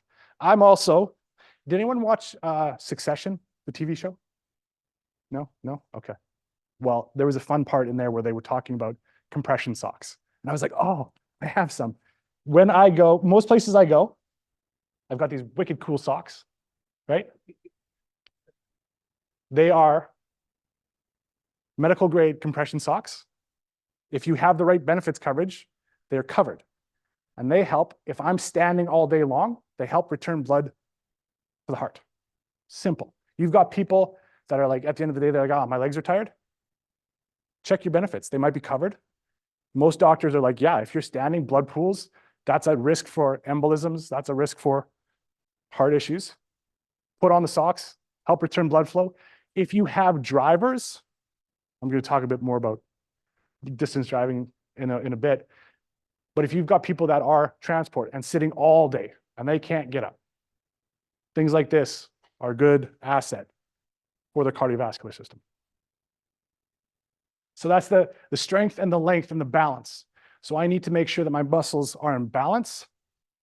And if you think of a door slamming on a regular basis, or slamming, just opening and closing a door. If I was to have the hinges on a door start to come loose over time, right? I see all of them, and I only tighten, because I like going to the gym, so I only tighten one muscle, right? Chest. I just tighten this one muscle. Or on the door, I just tighten the top hinge. And slowly the bottom one starts to come out a little bit more and a little bit more, because I'm not worried about balancing the system. What starts happening to that door? The hinges are the problem, but I start getting a rub where I've offset. In the body, that's a bursitis. That's a tendonitis. That's an issue that nags, that makes me grumpy. That makes it so that when I go home at the end of the day and I go to pick up a kid or I go to do whatever, I've got a pain that I don't want to experience. So we look at balancing, and I don't need to go to the gym to do that. And this is where I like to bring up, as I haven't even gotten past this first thing, is when I talk about what I do for fitness, I love taking the treadmill, putting an incline, putting on a weighted vest, and sprinting till I throw up. That is something I enjoy doing. I know, weird, right? I enjoy kickboxing. I like standing in front of somebody and getting hit. Prefer to do the hitting, but typically I'm not as good as the other person, so I get hit. These are things that I find fun. This is what I do for fitness. It can be a walk. The benefit to health of a walk, or someone that does sprint training and all of that crazy nonsense, Orange Theory Fitness, CrossFit, your health benefit is the same. Your appearances may differ. And appearance does not matter at the end of the day when it comes to heart attacks, when it comes to chronic disease, any of that kind of stuff. I just need people to move 30 minutes a day, eat real food, and have fun with it. And in their workplace, and hey, I'm the first one to tell everyone that at least twice a week, frozen pizza and Dr. Pepper make me happy. They make my soul happy. I share my pizza with my dogs, and it makes me happy. You can have, especially when it's like a long, boring day. Like when they schedule me for like 3 PM, I was like, man, no one's gonna care. They're all gonna be drinking their pop. I love it. Or sugar coffee. You can get away with a lot of those things if you're doing most. It's the 80-20 rule. So don't have to hide your Pepsi. I might even steal it from you, although I don't know you well enough to. When we're talking about everyone in here, your role for health. So since coming to work at CME and being in this building, I get to hear a lot of really amazing people that do stuff. the lean team, and actually somebody I work with in the Protein MB, Kate Badger, says this almost every meeting, is that a problem well-defined is a problem half solved. This is, in this room, everyone in here, your role for wellness is to know a bunch of small little things. I need people in this room to have a team together. Do you know a physiotherapist, a chiropractor, a massage therapist, a therapist, I don't even know what to call, counselors and things like that? Do you have those people? If I walked in and we have a relationship and I enjoy conversations with you, and I said to you one day, my hip is killing me. As somebody that's part of the wellness team, do you have the ability to look at me and say, hey, before you do one more thing, go see this person? Speaking of that, that person, have they been to your office? This was my favorite place when I was doing more site work and more case management. I loved going to people's workplace and being like, oh, yeah, of course you have back pain. Look at this. And then giving a quick little solve. And my other favorite thing is especially if it's a place with mechanically inclined human beings, where you say, hey, if this was just raised up and over 3 inches, that would solve everyone's problem. Next thing you know, somebody's walking over with a drill and things get fixed and set up. If you haven't done ergonomic assessments in your workplace, that's a great thing to do. It does trim up quickly a lot of the really simple things around health and wellness. Because somebody who is sore isn't sleeping. Somebody who isn't sleeping is hormonally more apt to crave sugar. And this huge cycle of not sleeping, no energy to exercise, eating worse. Health is a spiral. It either spirals up or it spirals down.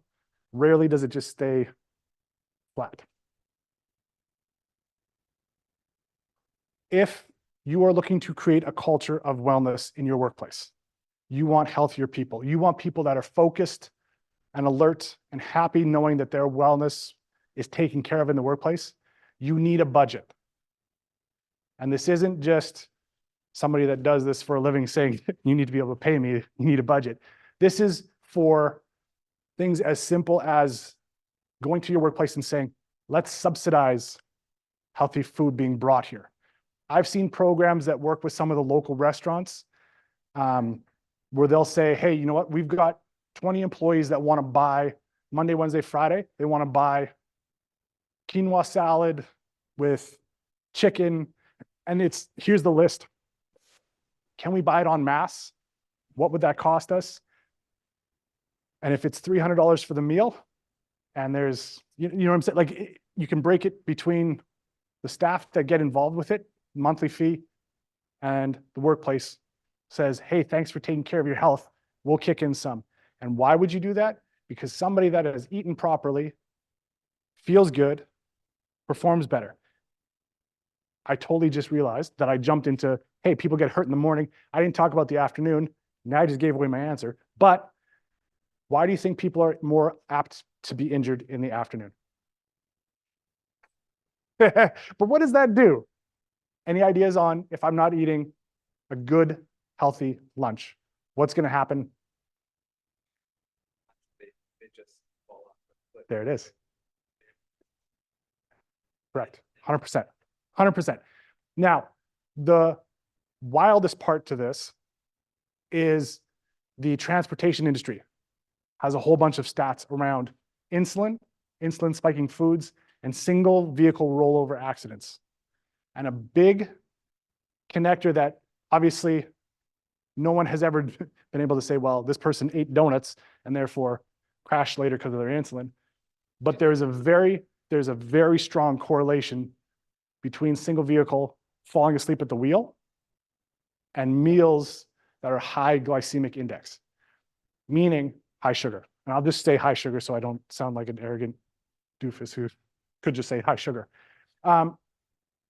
The end goal is when we're talking about, can you set the budget? Can you bring some of these solutions in? Is if you help take out an excuse. And this is when I eat frozen pizza, I don't feel bad about it. You do feel kind of It doesn't do wonders for the body when you've done it. But I do it because the option that was in the fridge was the pizza. I didn't have anything else, so I ate the thing that I wanted, right? This is just human nature.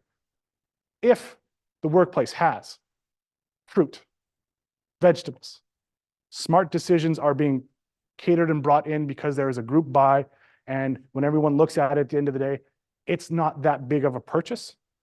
All of a sudden, you can go to the CFO and say, hey, we want to spend $1,500 a month on food. And they'll be like, you say what now? But here's what we're getting in return. Here's what our employees getting in return. Here's the benefit. You make the case, you get the support. You might get turned down the first time, but at some point you keep after it. And the places that I've seen show the culture shifts, the happier employee, the easier it is to hire somebody to come work at your place. All of a sudden, top-down buy-in happens, and we see excellent results.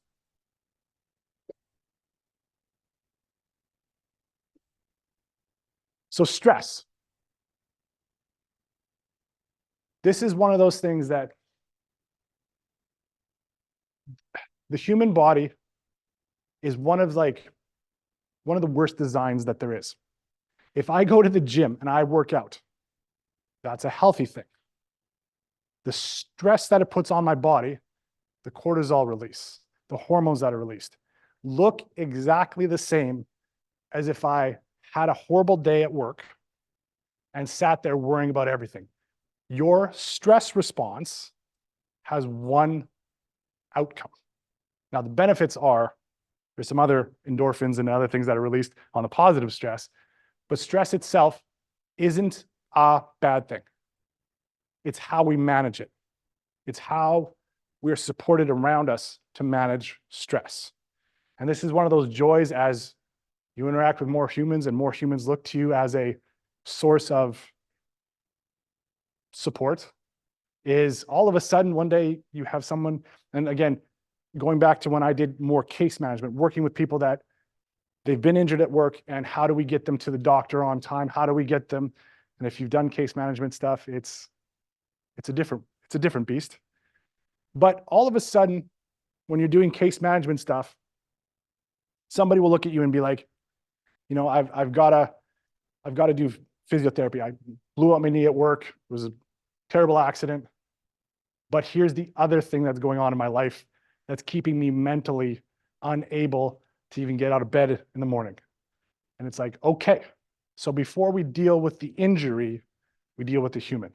And this is part of, again, as you go through working with people as management, it becomes more of a thing. When you have names and phone numbers to be like, I hear you, you're heard, here's somebody to go talk with, covered by your benefits, nobody will ever know you were there. And this was a big one that I didn't realize. When you talk to other humans in a workplace, realizing that the thing that might be holding them back is if I use my benefit for psychiatric help, will people know? No one knows why you accessed your benefits. So please go, please get a conversation, please find someone that can help you and walk through this and make plans. And it is, I think I'm addicted, honestly, to some of the stuff that goes with wellness. When you see people that have gone successfully, rehabbed an injury, because this is another thing I was going to jump right into runners. I don't understand runners. If anyone in here is a long distance runner, that is just beyond me. And especially when it's like, oh, I got to run 8 miles today. I've got a shin splint, stress fracture in my pinky toe. And they're still like, but I'm going to go run. I don't understand that. I also don't understand when people are, I got a shoulder impingement, or I've got back pain, I've got this, I've got that, and I'm not going to go to a physiotherapist. But you could get rid of most of that pain. The injury's still there. You might have some problems, but it's this wild aversion to, it's covered by benefits. You can feel better. Why aren't we going and taking care of injuries? And this is something, again, workplace culture. You see somebody obviously guarding a limb, tell them to go get checked out. Encourage them. It's fun to see them a few months later when they're moving great and you're like, I told you, and it's fun to say I told you so. So this is part of as we go into more stress stuff in the leadership. So huge fan of Mike Tyson. And I don't actually know why this quote's up there, except for it's one of these quotes that I love, but everybody has a plan until they get punched in the mouth. Probably one of Mike Tyson's best quotes. And going into the workplace and talking stress and stress management, it is amazing how many people don't even go in with the plan to handle stress and have an outlet or have a support for someone that has said, hey, I need a little help. If you don't have the plan set up or that team around you, covering all of these things is going to really start to hinder performance. Now, the reason that I harp on stress is, for me, going to the gym, getting exercise is impossible under stress and sleeplessness. When I see some of these fitness people that are like, oh, I slept 3 hours and life's been tough to me and I still went to the gym. I'm like, how? How did you do? Good for you. Not that guy. Creating programs that cover off with experts, handling this side of things. If you need someone to perform better, and this is where speaking to sports, high performance sports, you would not believe until you get in that workplace how much time is spent in high performance sport around sports, like they call it sports psychology. Sports psychology is just talking to some of these athletes and being like, how are things at home? How is, like you can't perform at that highest level with everything out of whack. And that's what they cover off. So when you see them step on the ice, step on the field, you've got somebody that's so cared about their emotional well-being that they can perform. And this is something that in the workplace, especially when it's covered under benefits, having this ready to go for people, critical.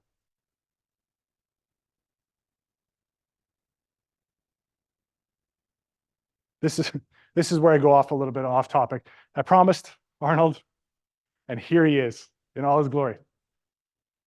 This is where I like to harp on the fact that the gym and fitness as we have defined it over the last 1980, 40 years. Man, I'm losing decades over this here. For the last 40 years, what has gone wrong? And what we have found is it is this shrinking health to 1 hour in the gym. When prior to this, we had healthier generations, stronger generations, maybe less muscle mass, but healthier and stronger because their activity was stretched out over the whole day. And what they have found cardiovascular wise, again, me harping on cardiovascular health, is that the world at large, if you go to the gym, you have a great gym session, but you sit the rest of your day, you are only marginally better off than someone who is walking, than that person at work. You know that person in your workplace who's like always like chipper and bouncing around? That's somebody who is getting their heart to flush blood through the whole system.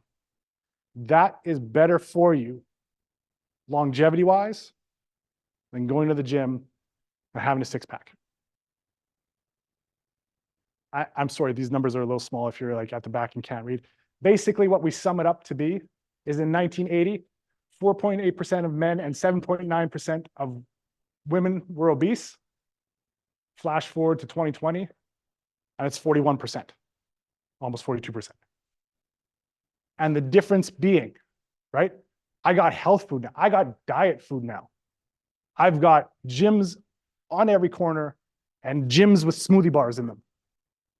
So how are we in this position where we are not healthier for it? All of this stuff that's out there, all of the supplements, all of this what has gone wrong that physically speaking, we're no further advanced on our health and wellness. And it is this culture of sedentary lifestyle. So I need people to get up and move. If their career is fabricating, and like I sit and that's like unfortunately tied to that, what can I do? Can I get them 5 minutes to get up, walk, stretch, put their body back in position, and do those kind of things? Because that's the critical part to health, not the gym, unless we can get them to the gym after and before and keep them moving a lot. But that heart needs to pump more than just once a day. So that's it from Arnold. The mistakes that we've made, food became what makes us fat or skinny, right?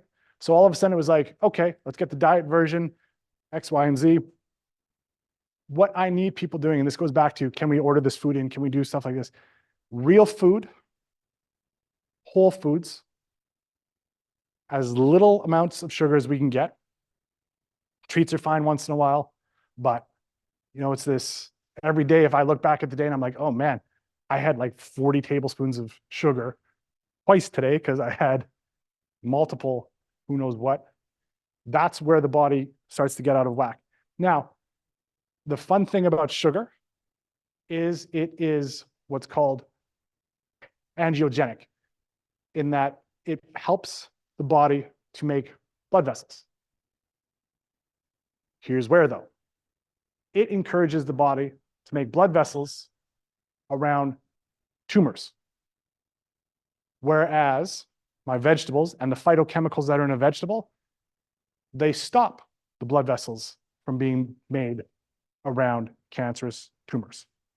So sugar, this is why we do moderations on everything. Sugar actually encourages the feeding of improperly formed cells. And that's something I haven't really jumped into today that I love to talk about, is the health of a cell. But the gym became necessary for fitness. I don't know when that happened. I don't know who decided that. Great for business, horrible for the health of everyone. Because when we made it the gym, and then it was like, I hate the gym. I don't want to go to the gym. If I'm in a room of 100 people, I might find 3 or 4 people that are like, wouldn't miss the gym if you paid me.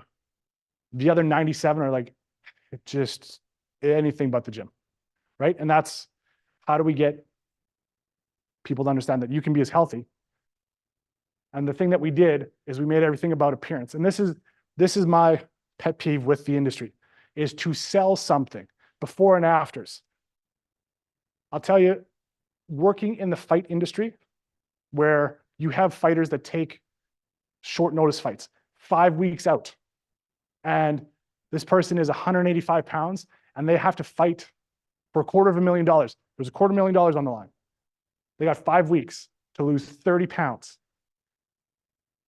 And they do it with time to spare. Why? Because my industry, the fitness industry, knows how to trick a human body into thinking it's full, it's had food, but it still needs to get rid of fat. And if you are willing to do those things, and it sucks, especially if you're like, got a roommate and the roommate's eating cinnamon buns in the morning, you can do it. I've watched fighters dump 30, 40, and 50 pounds like that. And again, they get $250,000 at the end of it. But it's, they're doing everything from near starvation, protein only, to sitting in a sauna and sweating out. I watched fighters. This was my favorite. We were at an event. It was in Vegas.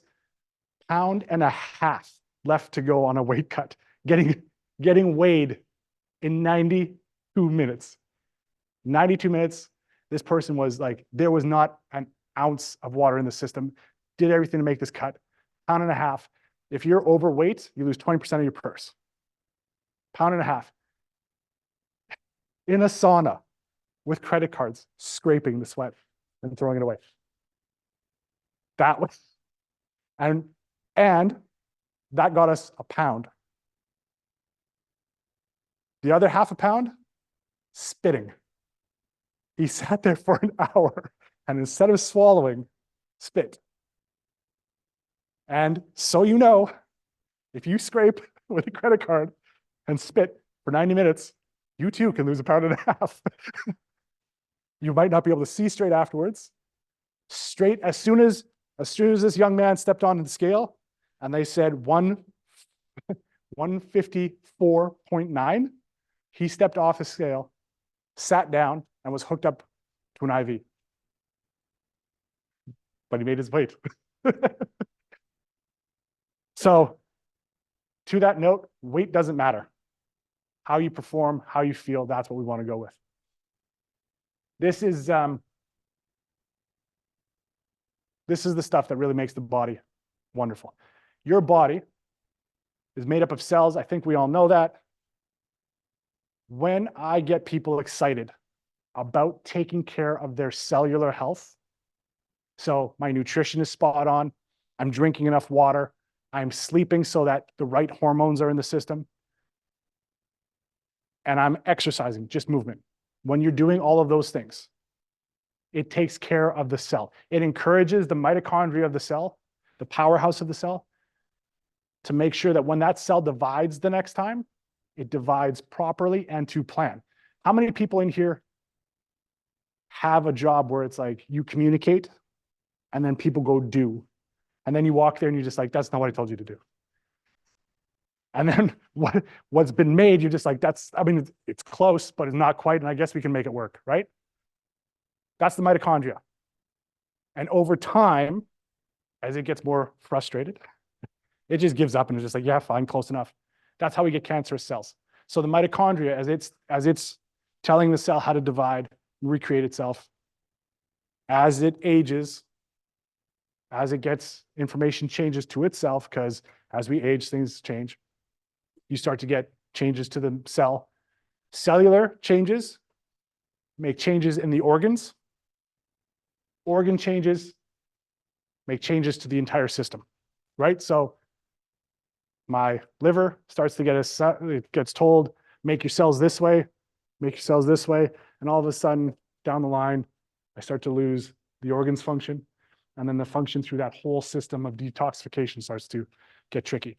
That's why what we do is we start to say, how do I take care of that cell?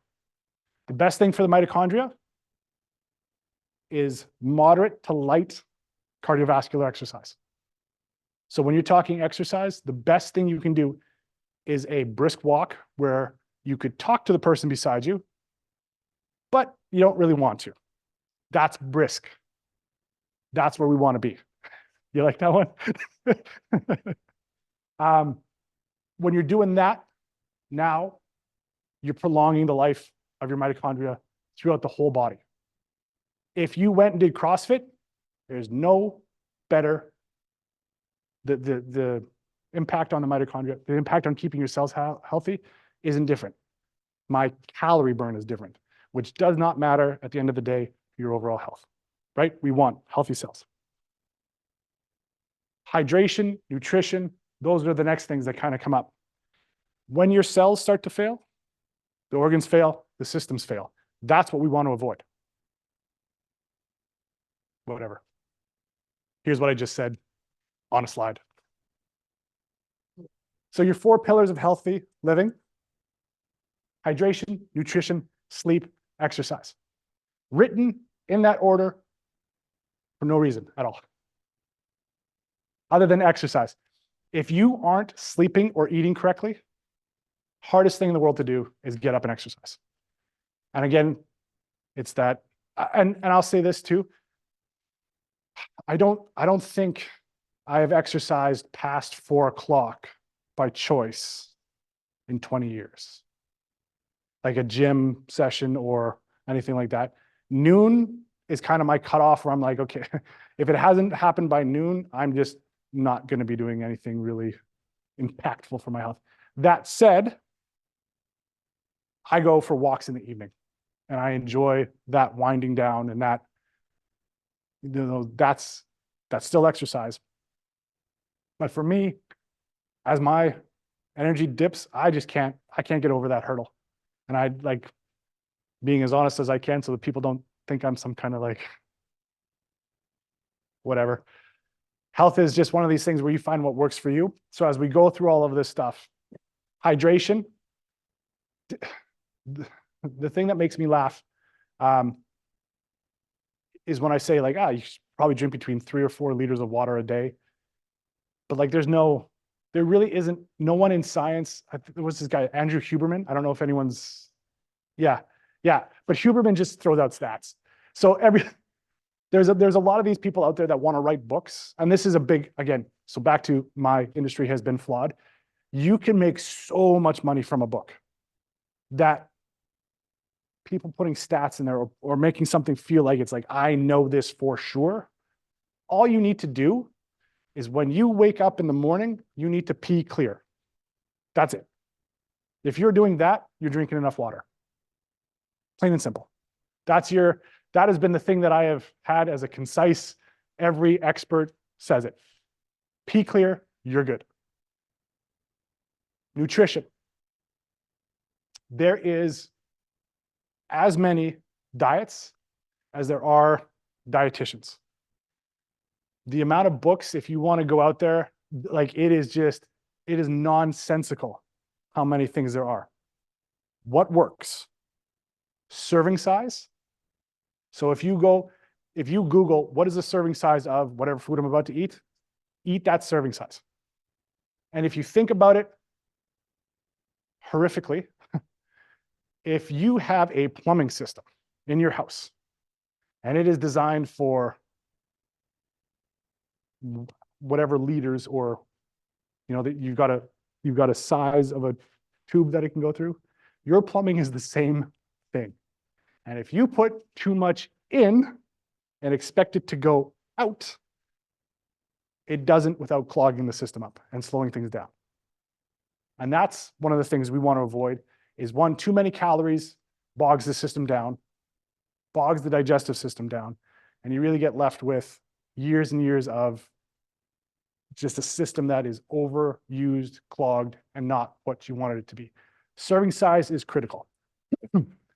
And it's one of those healthy at every size. You've all heard of that movement that came along.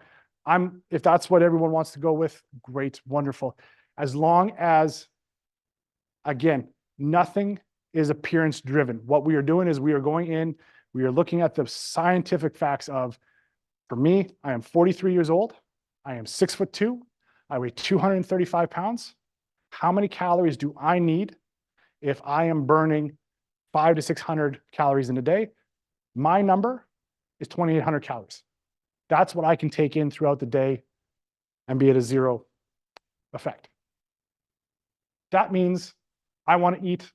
I like to do the intermittent fasting thing, which again, you find what works for you and you go with it.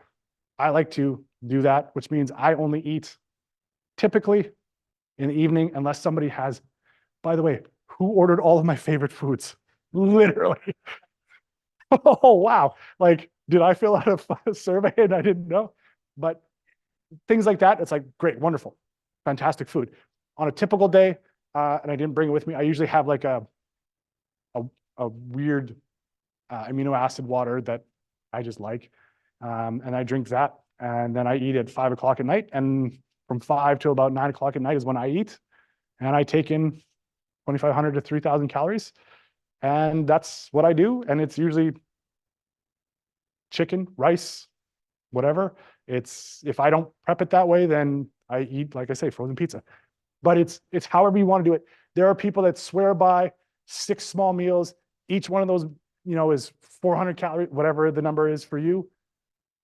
There is no one who categorically can say, eat like this, eat this much, it works. What they can tell you, real food, limit your sugar, make sure you get enough fiber, make sure there's vegetables. More vegetables than fruit. That's it. That's healthy eating. Anyone else is trying to sell you something, especially if they say, and take this supplement.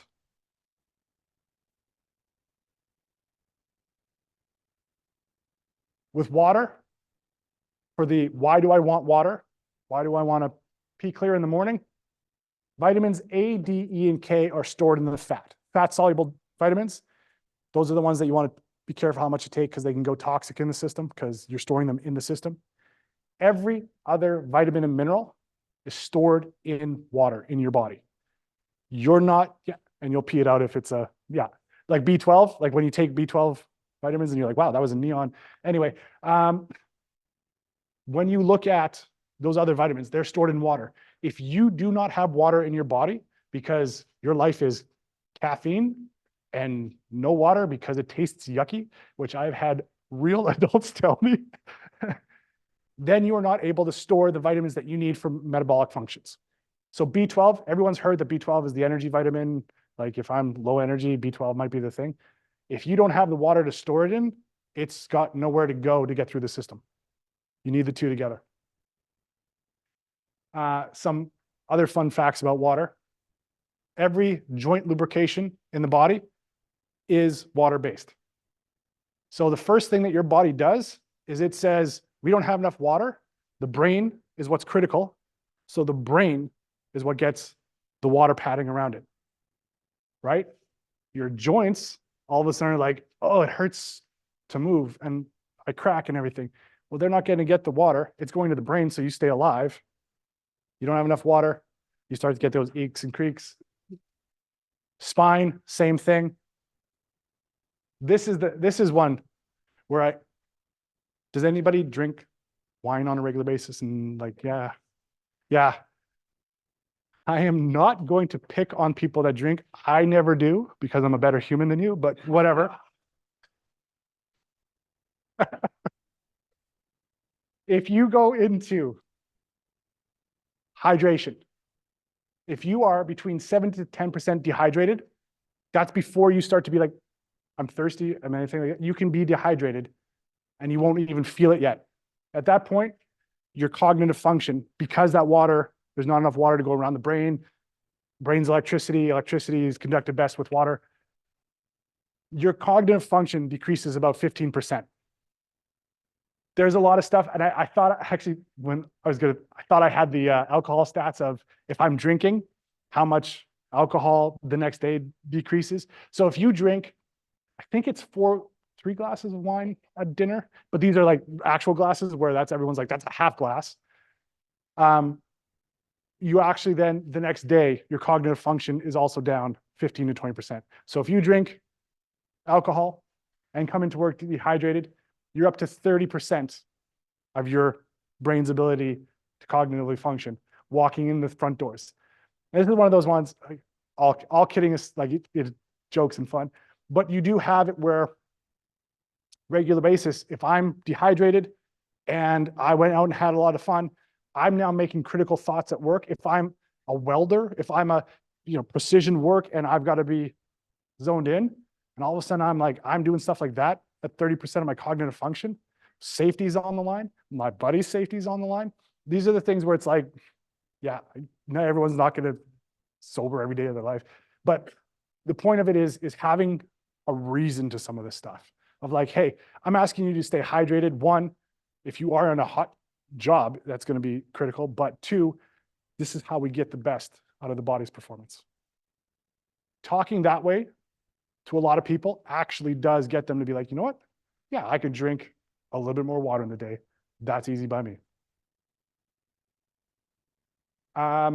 This is just back to what do I need in a daily basis for my health when it comes to exercise? And basically, zone 1, 2, and 3. So 80% of my heart rate max.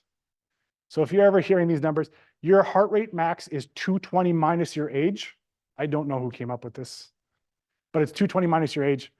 And if you want your best performance and most weight loss, if you work out and you stay about 80 to 90% of that, for most of the workout, that's going to get you there. For your health, 60 to 80% of that max. So for me, if I'm at 60% of 180, right, that puts me at what, like 105, 110. So if I'm exercising at 110 beats per minute, that's the best for my overall long-term health. That's not even jogging, right? Like I'm not asking much out of anybody if I'm saying, get that heart rate up to 110. And that's where, this is where we're like 30 minutes of just that does the best for the body. That's all we're asking. And I like to encourage people to get outside, best for the soul, best for the health, if you can make exercise not feel like exercise, you're more likely to do it. It's when it's a grind that it's not going to happen. I'm skipping through a few of these quickly because I'm watching as the time slips by so speedily. Pro athletes have time to relax and recuperate. Oh, keep going. Do I? Yeah. Then I'm seeing things. Wonderful.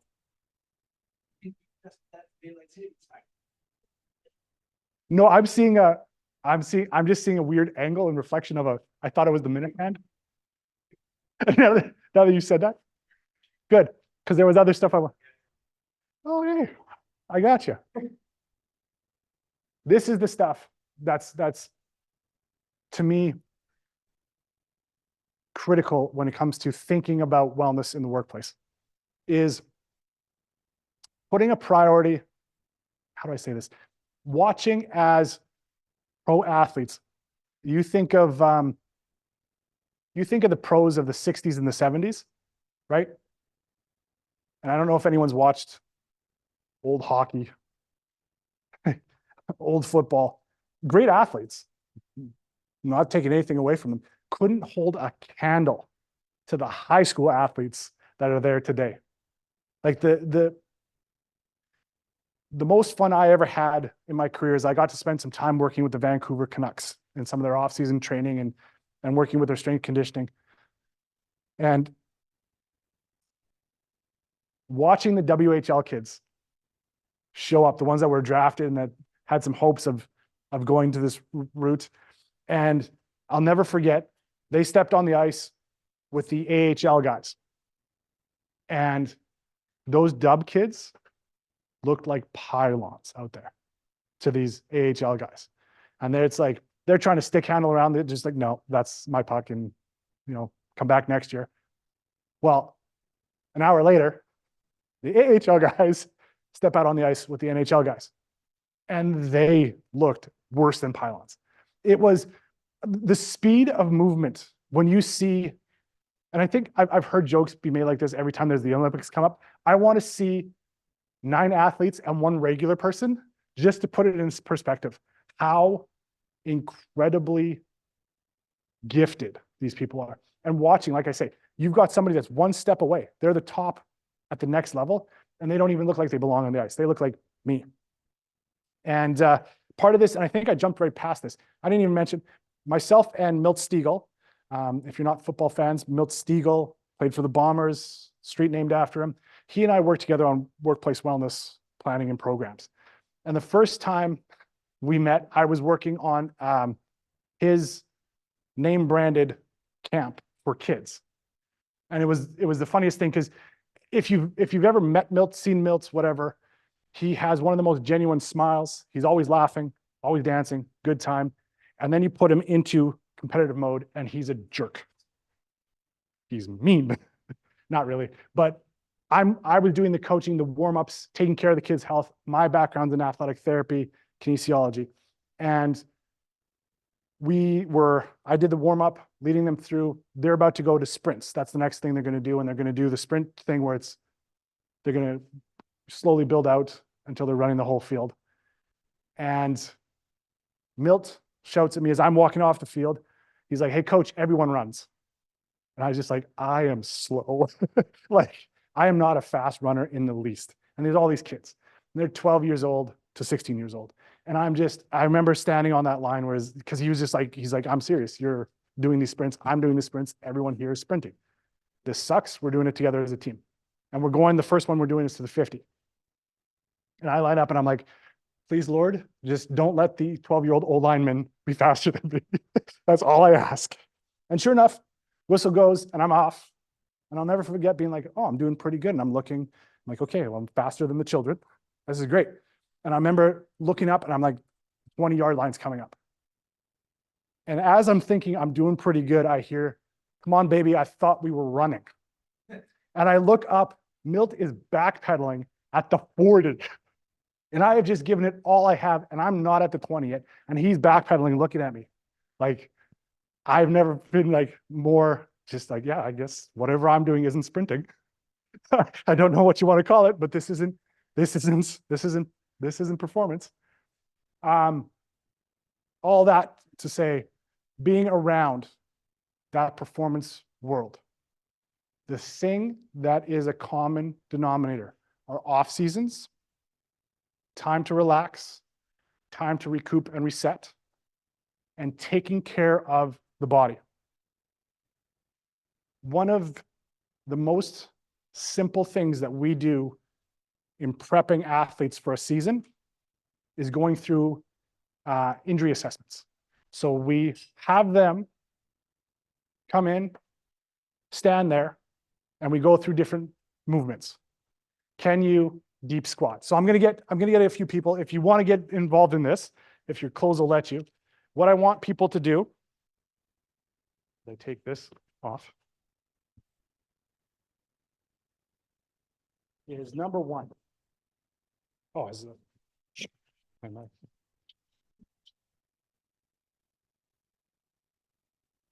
If you go into a deep squat, about shoulder width and a half, the arms go right up over the head. What you want to do is sit right down, keep the arms up, and then right back up the other way. It looks simple. That motion, if somebody looks at it with a critical eye, what I can see is if your body is tight, typically shoulder impingements. So I can look at someone and say, I'll bet your right shoulder hurts. Or left hip kind of bothering you. What we'll see with a lot of people is, now if you watch this one, right? I'm going down. See anything wrong? I think this I can see, you probably can't from my stance. But what you'll see is people will cheat around, or you'll see an arm drop as muscles tighten. So when we were talking about balance before, right? What I need people to be able to do is go through those ranges of motion so that when they're in the office, when they're at their job, when they're working on the line, when they're doing whatever it is that they're doing, those impingements aren't there. The wild thing about this, does anyone have any, not pain, but like a moderate, like, oh, it hurts a little? That's like willing to be part of a, anyway, what we can do, so with me, well, here, I'll just jump to the,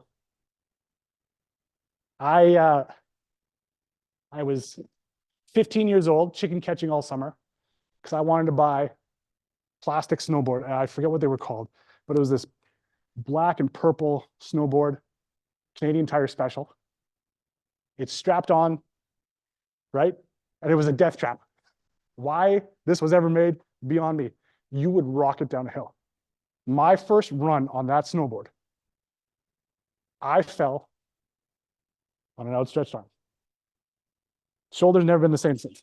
So what I can do, and if you're squeamish, I'm sorry, is I take care of my shoulder because it kind of pops out.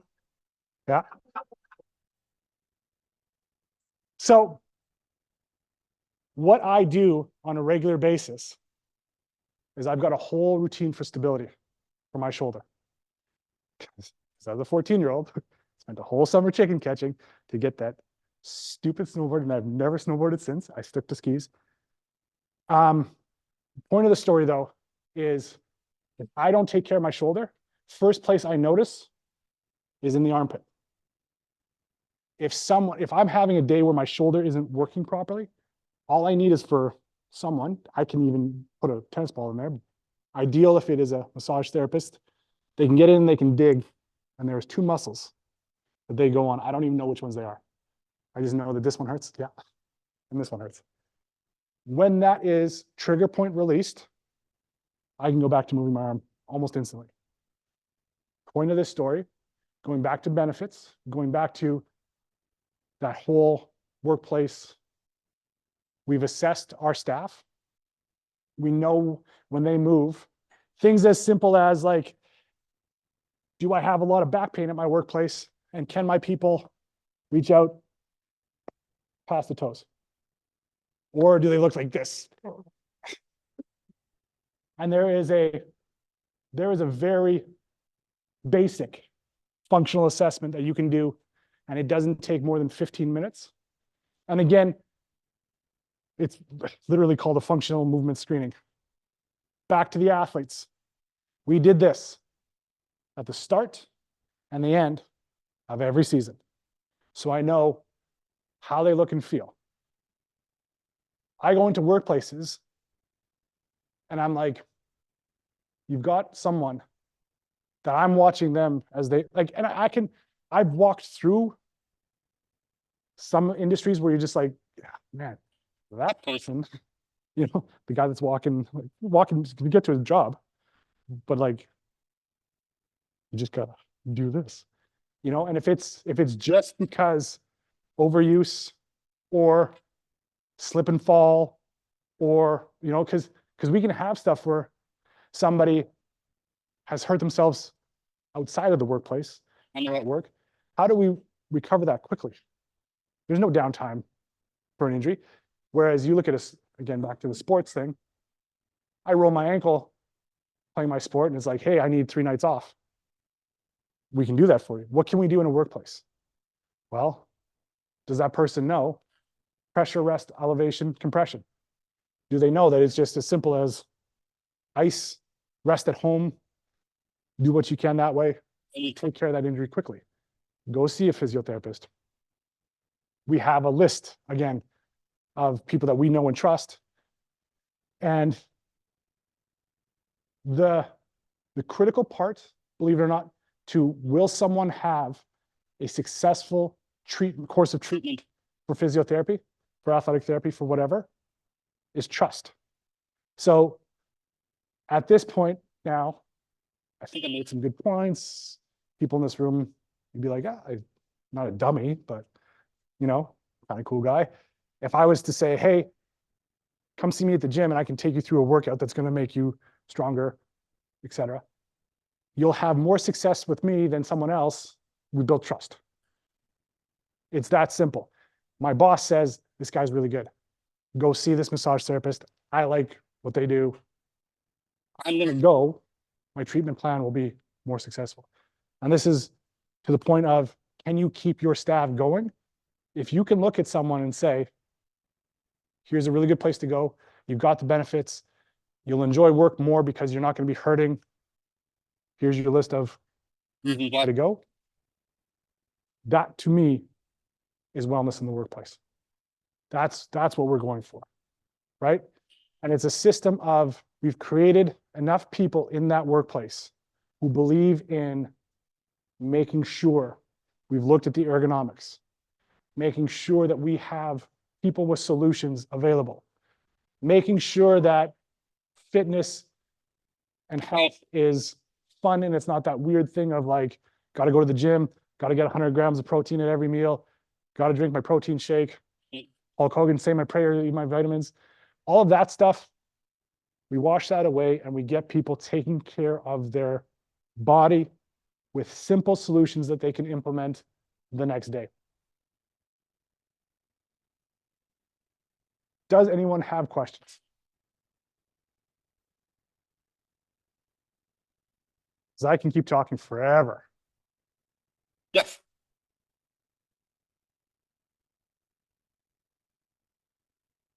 I want to exercise 3 times a day. If you want. Exercise 3 times a day. Yes. What are the best times of the day? Whenever you will. So this is a very good question of when is the best time to exercise? When's the best time to do any of this stuff? And again, to that science, there is no, okay, well, back to like Andrew Huberman, there's some of these guys that say, if you want fat loss, not necessarily anything else past that, is if you wake up, you have 30 grams of protein 30 minutes after waking up, and then do 30 minutes of cardiovascular exercise, that's your best for weight loss long-term.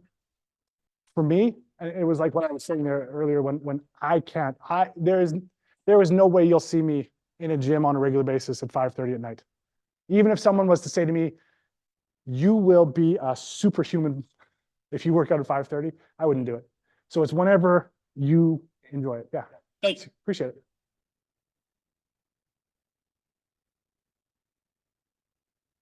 Anything else? Yeah. I suggested that I walk for 30 minutes a day, Mhm. which is fine, but he also suggested that I build up a sweat. Is that important? So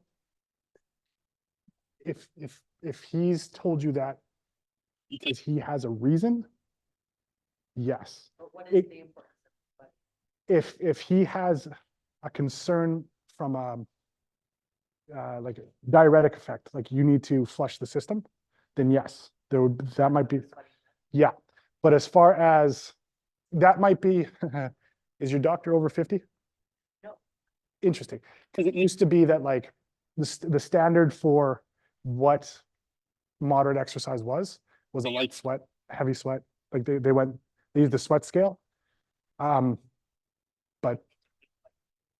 What? yeah, yeah. And then it's probably because he wants you to put some emphasis into the exercising. It's like the conversations that we have with people when prescribing exercise is like, I just want you to move yoga style, where it's like you need that full range of motion, versus I need your heart rate up for blood flow and that. So he's probably just like, hey, get out there and get some blood flow going. Appreciate the question though. Thank you. What a lot of us personal experiences, but my work background with welding, I can sweat all day long. I can hydrate like crazy. Yeah. I'm constantly on the move. The work is physically, Yes, sir. you know, there's a lot of energy output. Yeah. And my weight won't fluctuate. If anything, I know I might not have the best diet in the world, sometimes, you know, a little bit excessive. But like when it comes to the exercising, to the point where you're sweating, isn't that more so for like making sure that your heart rate is up, that you're engaged enough? Yeah. Now, when it comes to like in the workplace, if basically you're checking all those boxes already for what would typically be you know, somebody else's workout, that's you know, 6 to 8 hours of your day.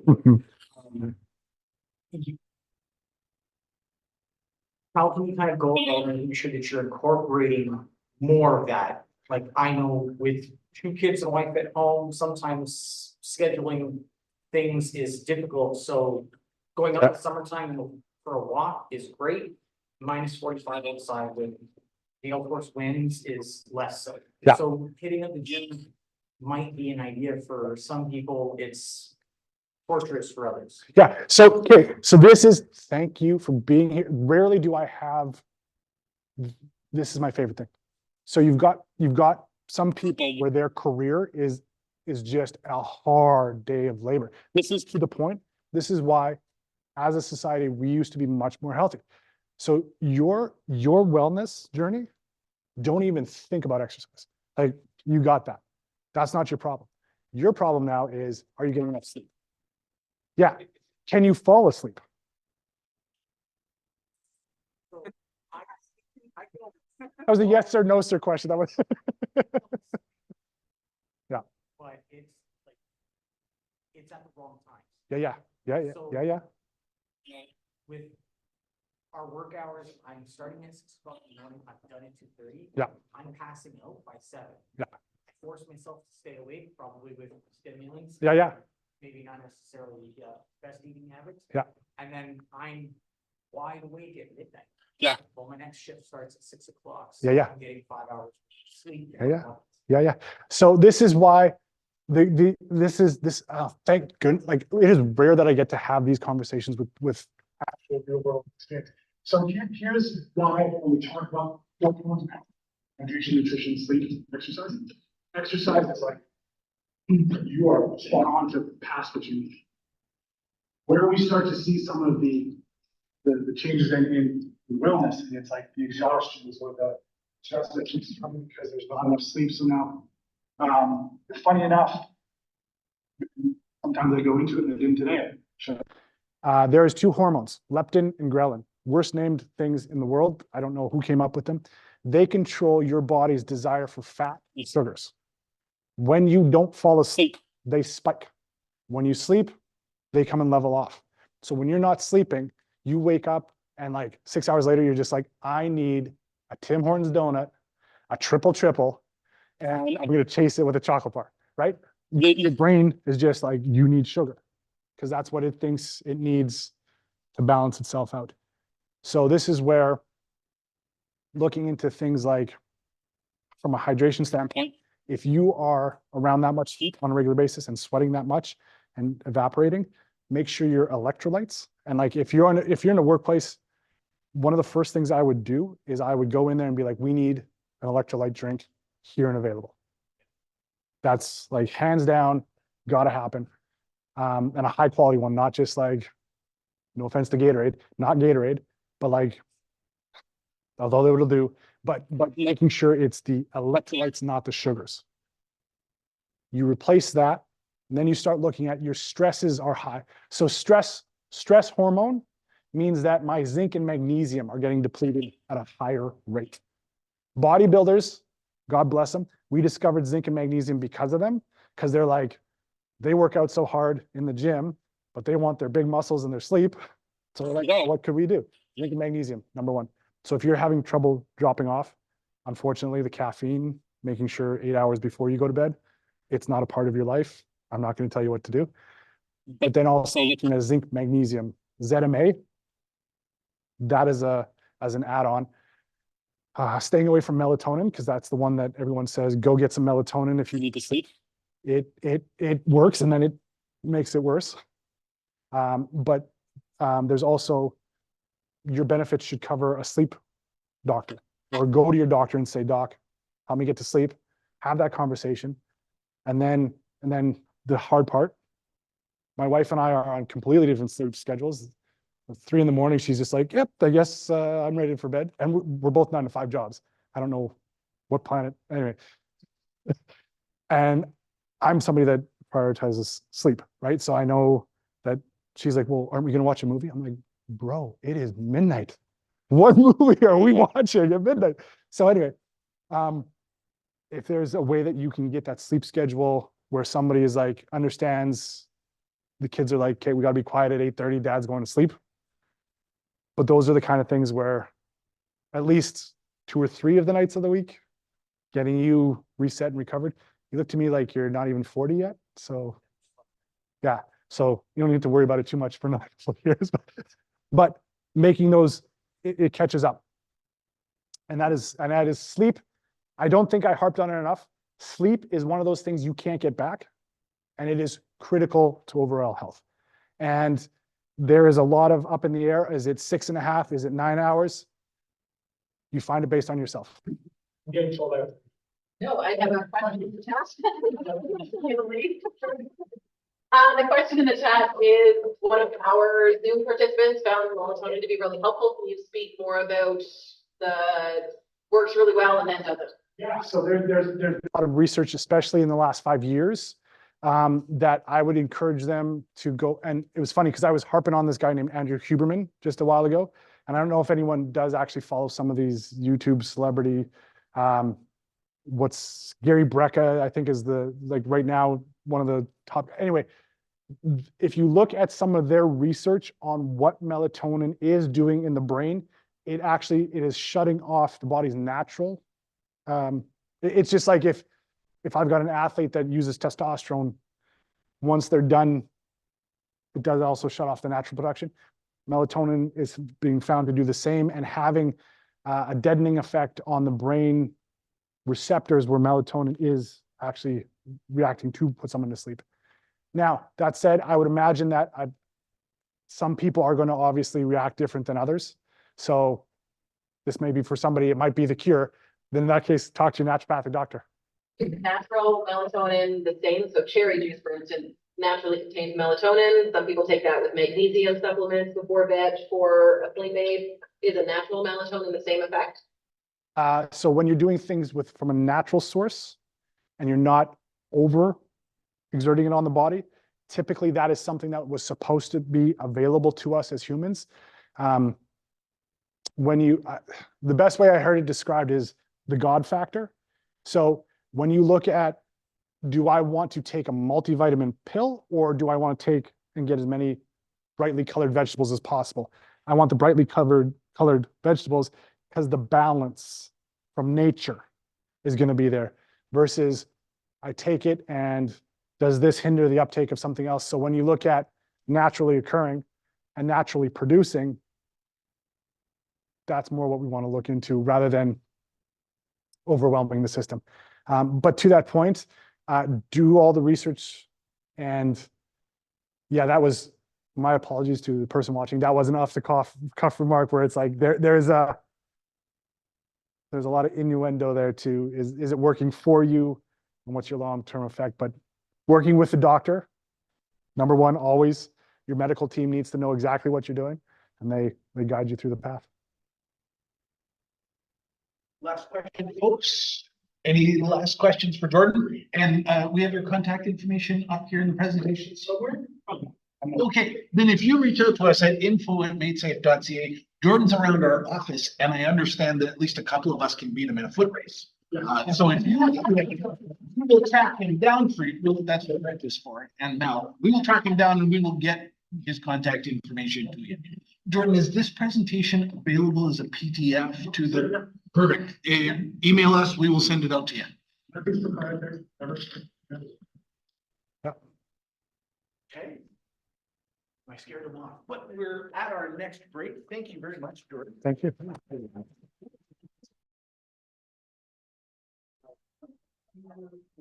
Well, okay, folks, let's go ahead and find our seats. And if you could crack those cell phones out. We just got a new Kahoot account and we're all excited about it. I am looking for feedback.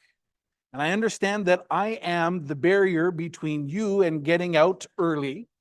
So we will get through these couple of questions. I want your support in figuring out what it is that MadeSafe should be doing next to help you folks.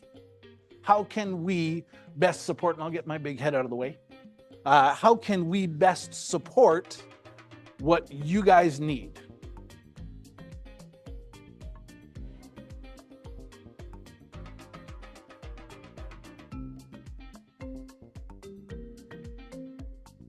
Yeah, come on, get in there, Gib. You two, no excuses.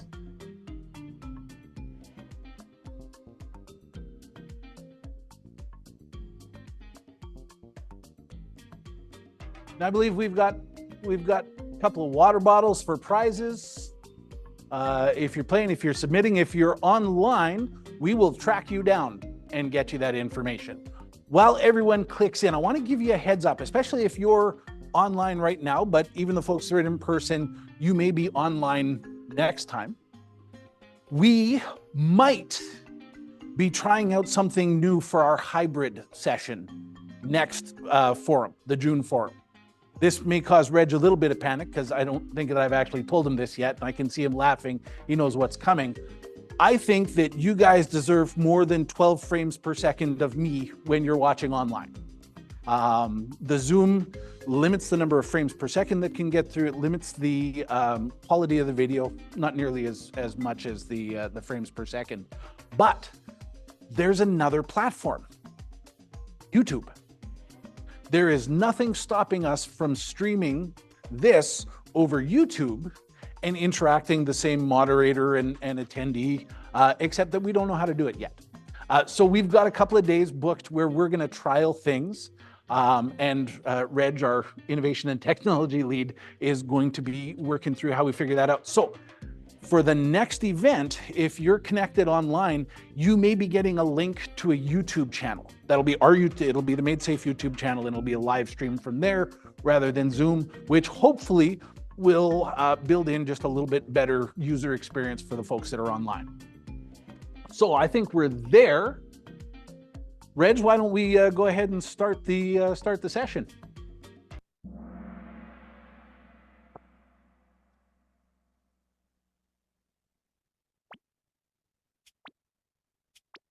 Really intense. There's no competition here. So I engage with MadeSafe most regularly for training, consulting, templates and how-to videos, or certification. There's no right or wrong answer.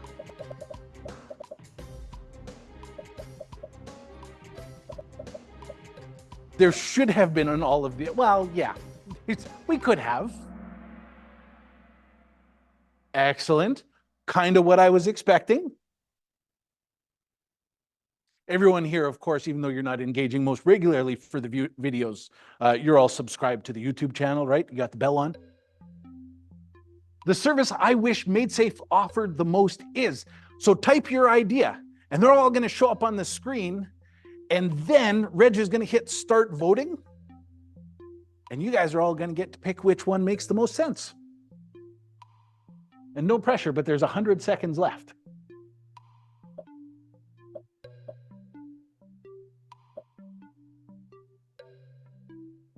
Then I will be able to say, ooh, we do that one. And that's a win-win. Then we've heard you. Now, I can't make any promises that, yes, we're going to come through with this, but if we know that this is something you need, then it's on our radar.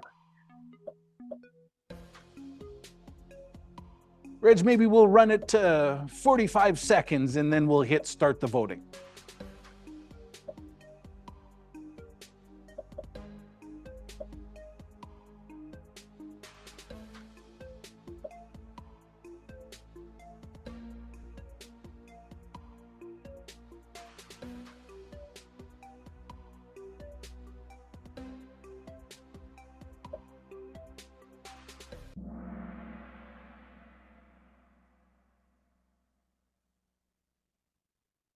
Yeah, we'll just hit start voting.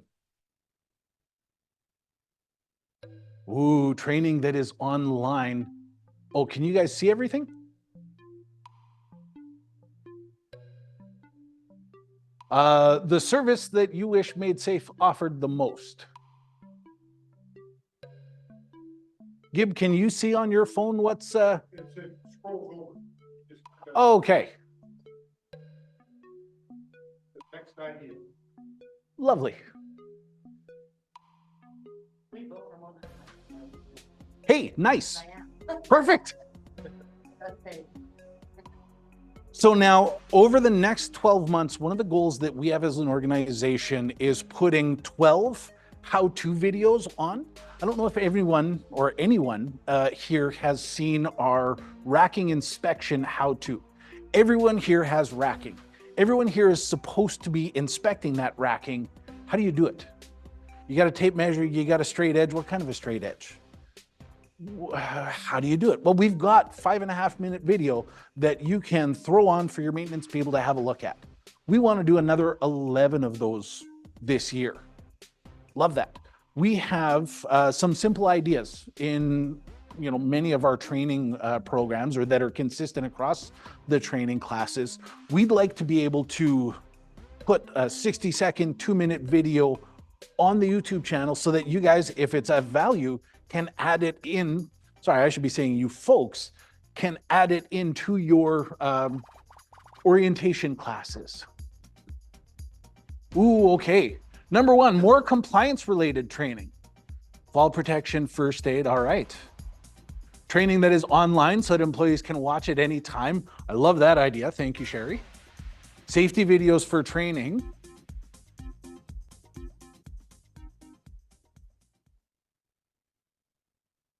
All right, so these are great. We are fairly certain that Kahoot is capturing all of these for us, but I can also see the team taking pictures of the screen from the back. Different courses, one with mental health and with supervision. It's coming. YouTube videos. Oh, I think I've got a question asking for more visual resources, more training, more courses, on-site WYMIS training. So, do we all know about the CCOHS WYMIS classes, where you get 300 licenses and you can put your people through for free? Do we love that? We might love that. Do we prefer the in-person on-site WYMIS classes? I think it'd be more beneficial if it was specific to your industry, like a lot of our hazards wouldn't. No, you've got weird hazards. Yeah, absolutely.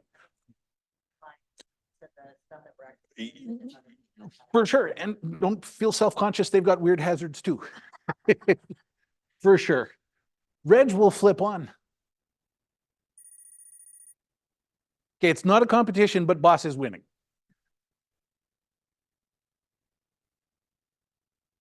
The training course I wish MadeSafe offered the most is.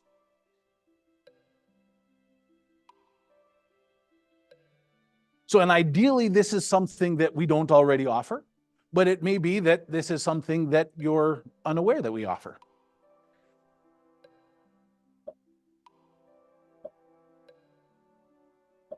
It really does, but we also do meat packing. And that's what I was thinking when I put that slide together.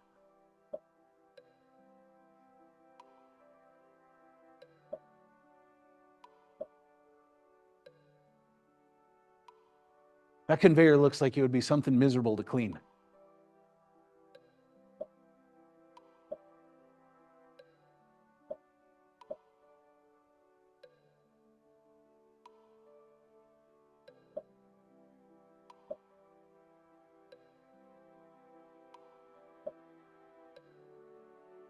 Yeah, same thing here, Reg. Maybe we run it down to 45.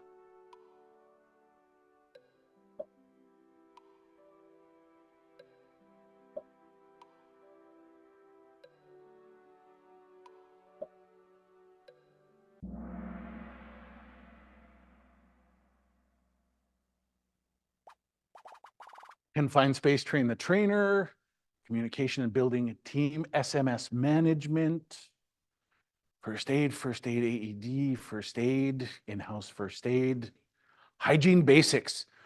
Was that one of the Made Safe team that put that in? No, it's coming. Baking.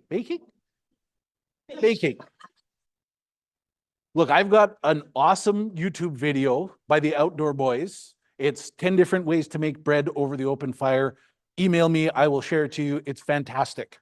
There is nothing better than fresh bread with butter cooked on a stick over the fire while camping. Diversity and equality and inclusion, DEI is important.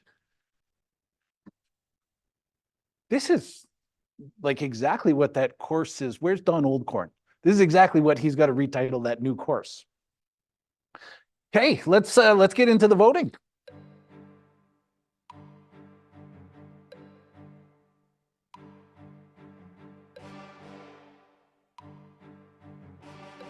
This is very aggressive music for this voting. Nice, yeah.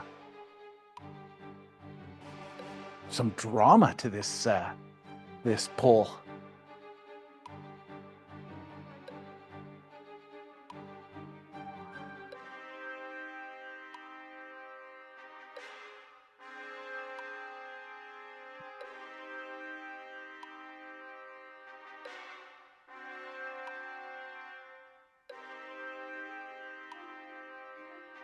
That's a lot of votes.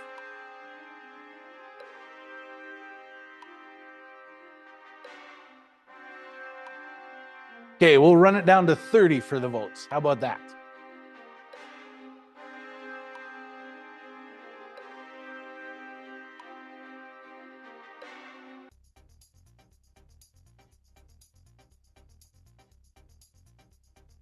Now, while it does the tabulation, this is really handy because you're all stuck with me for the next little bit. Oh, hygiene basics. But if you need something, you can always reach out to us and let us know, hey, this is the thing I want. Mental health.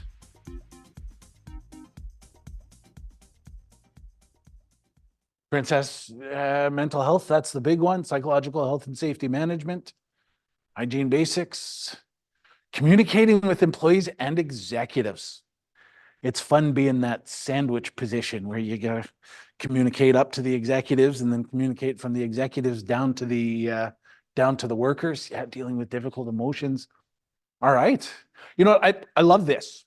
I spent 11 years on the other side of the podium, and my thought is that it does not matter how technically proficient you are as a safety professional. If you cannot manage the relationships that you need to maintain, you can't be successful. I have never put a guard on a machine. I have to convince the maintenance manager that they do that. I have never signed off on $1,500 of training or $5,000 of training. There's an executive that has to agree to do that. This is fantastic. All right. Next slide, please, Reg. Okay, it looks like I'm doing well. Would you recommend Made Safe membership to an organization that is not yet a member? We have currently just a little bit over 1,200 member organizations. Not every one of them is active, but we have 1,200 member companies in the Made Safe Safety Association.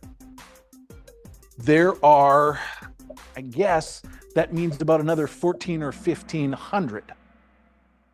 How'd we do?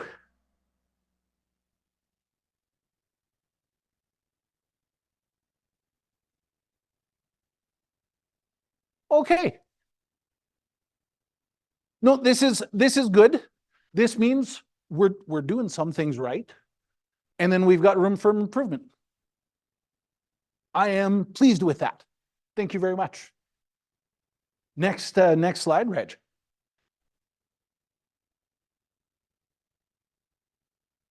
Are we meeting your organization's needs? And this one's a little bit more challenging because you could not want to recommend us while also say, oh yeah, totally, you guys are meeting what we're expecting out of you. Or you'd, oh, we would totally recommend Made Safe. You guys do the best lunches on forum days. We don't get anything else out of it, but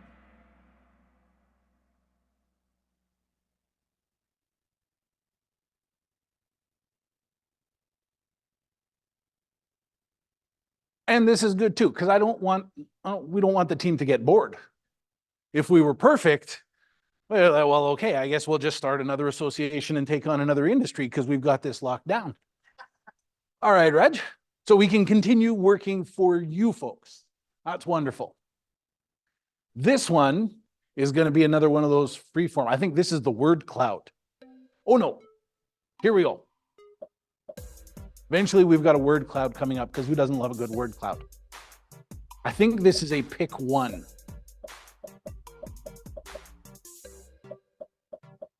Yeah.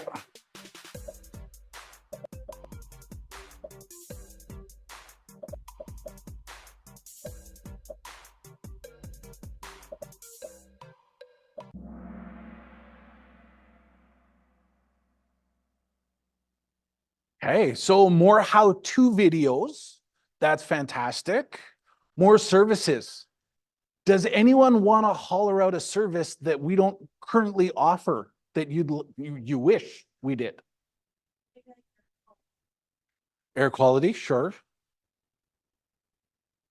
You do the first aid training yet? We do not. We do partner with St. John's Ambulance, and they've got, I think, a 15% discount for Made Safe members, which maybe you didn't know. But if you're saying we should host here rather than at Polo Park, we can make that happen. Okay. Thank you, Reg. Next one up. Okay, this one's fun, except Mabel has left. Where did you travel from? Apparently, you should be able to drop a pin on that map somewhere. Sorry? No, it's just in the game.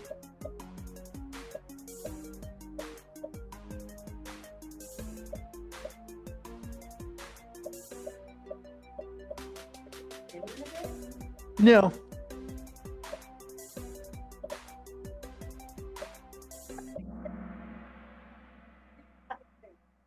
Oh.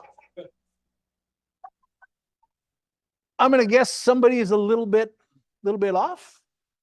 It's a little. That's a heck of a drive. Okay. Next one, Reg. What's the biggest benefit to these forum days? What do you personally get out of these? I think this one's the word cloud.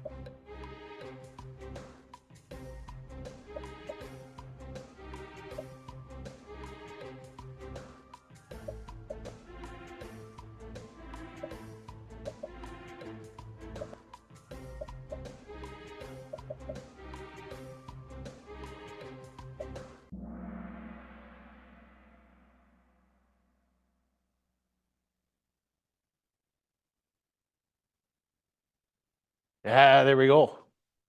Networking looks like the big one. I see actually a couple of networkings in there, a couple of learning new ideas. And it's a challenge because we've got some folks in the room who are at the very beginning of their safety professional journey, and we've got some folks who have been on that road for 1 or 2 steps already.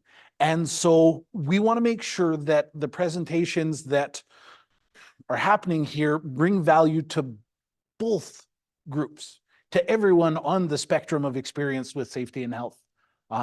So if you're missing stuff or there's information you want to hear, info@madesafety.ca, we'd love to hear. Rich?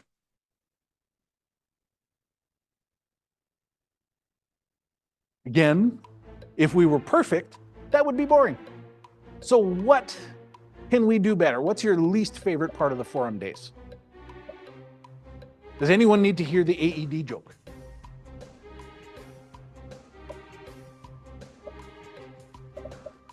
I've got you all already? Okay, that's fine.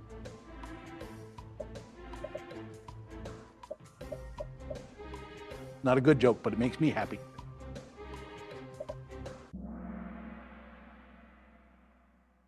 Long day. Lunch is the least favorite. Yes, tired after lunch. I got a pair of safety glasses, sunglasses for you. CSA approved sunglasses. Is that you? You're my. You've got yours already. Flattery works every time. Some parts rushed, they're long, spending gasoline. Okay, fantastic. Thank you.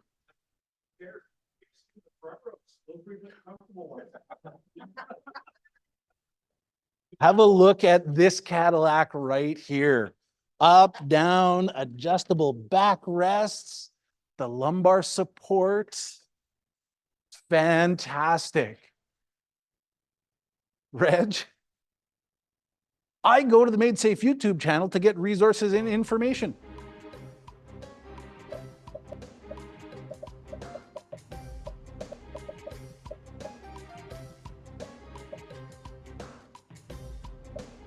This video here, we are cleaning up a canola oil spill using can dry absorbent material in the back of our old office, specifically to show people, hey, here's 2 minutes on how to use that product. I've seen the watch.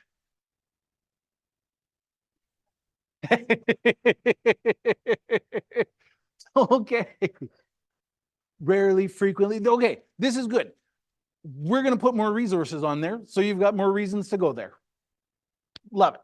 Reg is excited about that one. All right, Reg, next slide.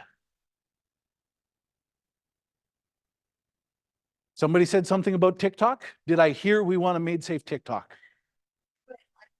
I go to the Made Safe channel for training material to include in my own presentations. Whether you're delivering orientation or forklift or... Absolutely. Yeah, that's why we produce it. Everything that we produce is yours.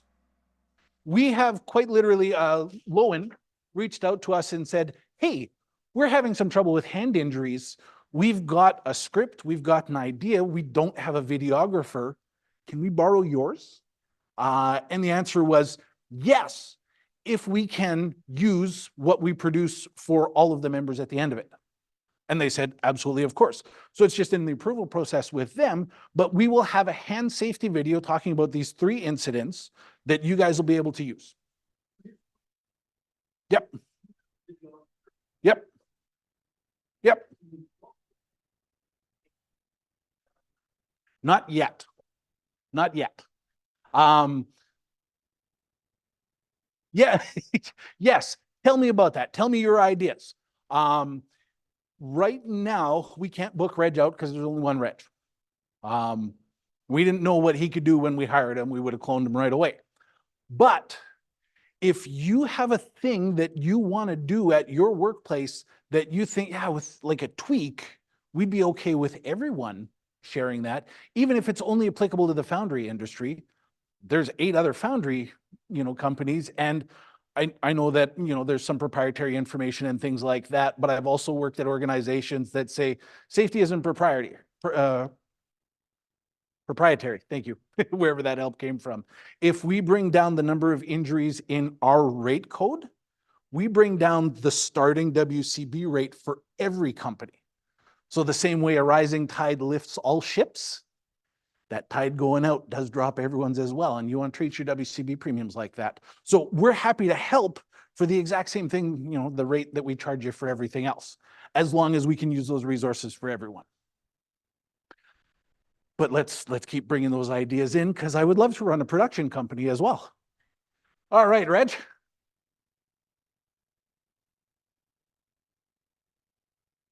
Oh, sorry, this should be just MadeSafe website for resources. www.madesafe.ca. I'm sorry, Roger. This was 7 o'clock typing. My fingers were done working by at that point.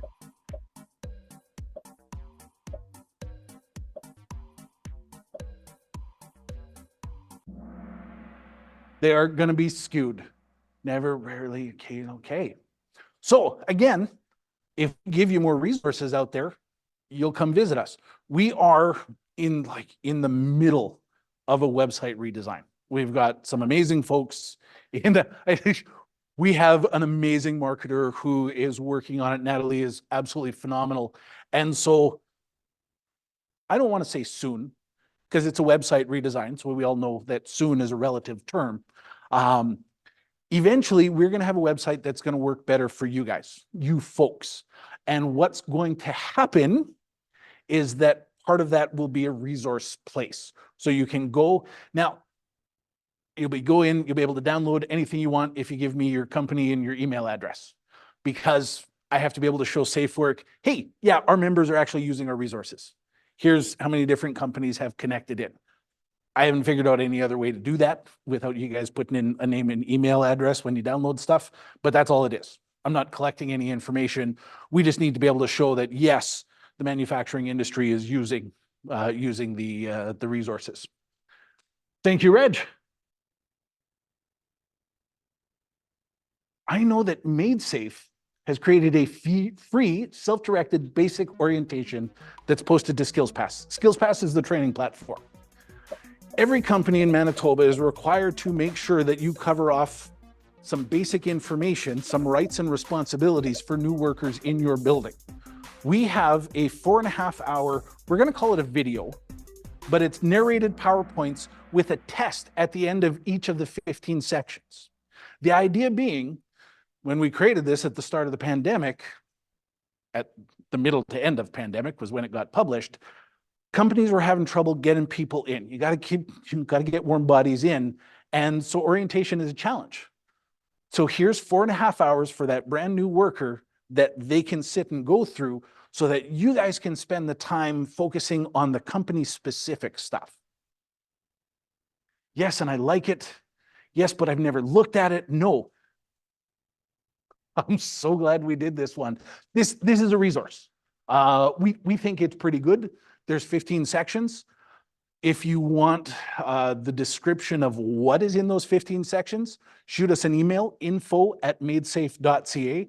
I've got the 3 learning objectives for each of the 15 sections. We'll send them out to you. Saves you 4.5 hours of going through it.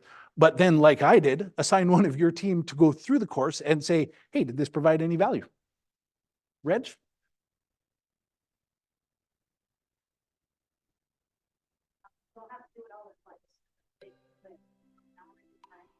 That's a great note as well. For those of you online who can't hear Janelle, you can do these one section at a time. So you can do them 20 minutes, 30 minutes, 40 minutes at a time, and it just saves your progress when you're going through SkillsPass.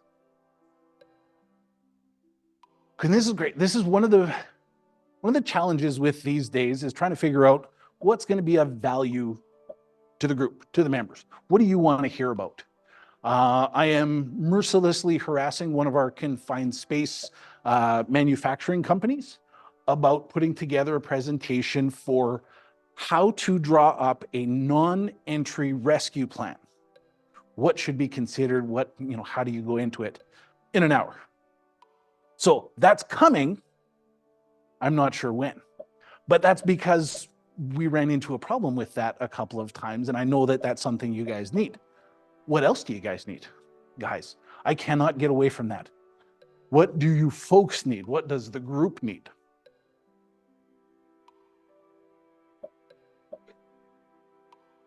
Now, for our next session, we have a member company going to come in and talk about the behavior-based safety program that they have implemented successfully. They're pleased as punch with it. And they want to tell you guys about, how they put it in and why it works for them. There is another organization that has had some unique forklift challenges that they're going to come in and talk about, hey, here were the problems. Here's the solutions we came up with. Janelle and I talked about this at lunch, and I already can't remember what they were the behavior-based safety folks. Yeah. There's more coming. We will have the agenda up much earlier this time.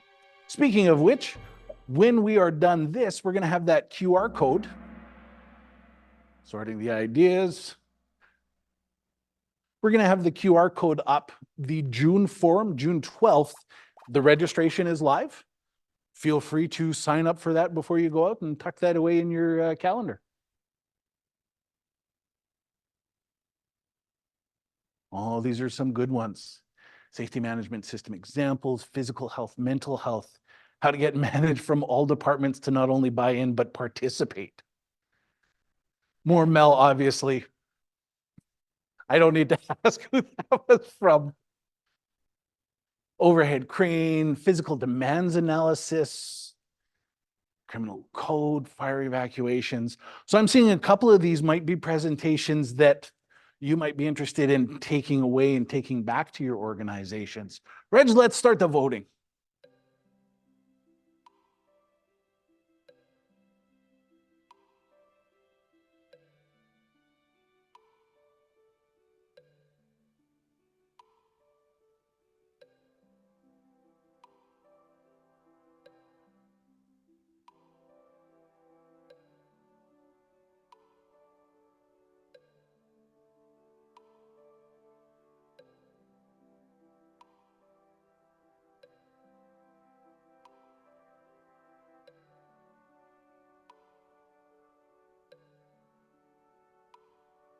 Really gratifying watching the vote counter go up and up and up. That's lots of fun. I like this.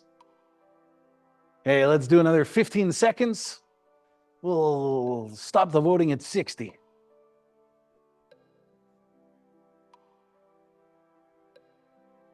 4, 3, 2, 1.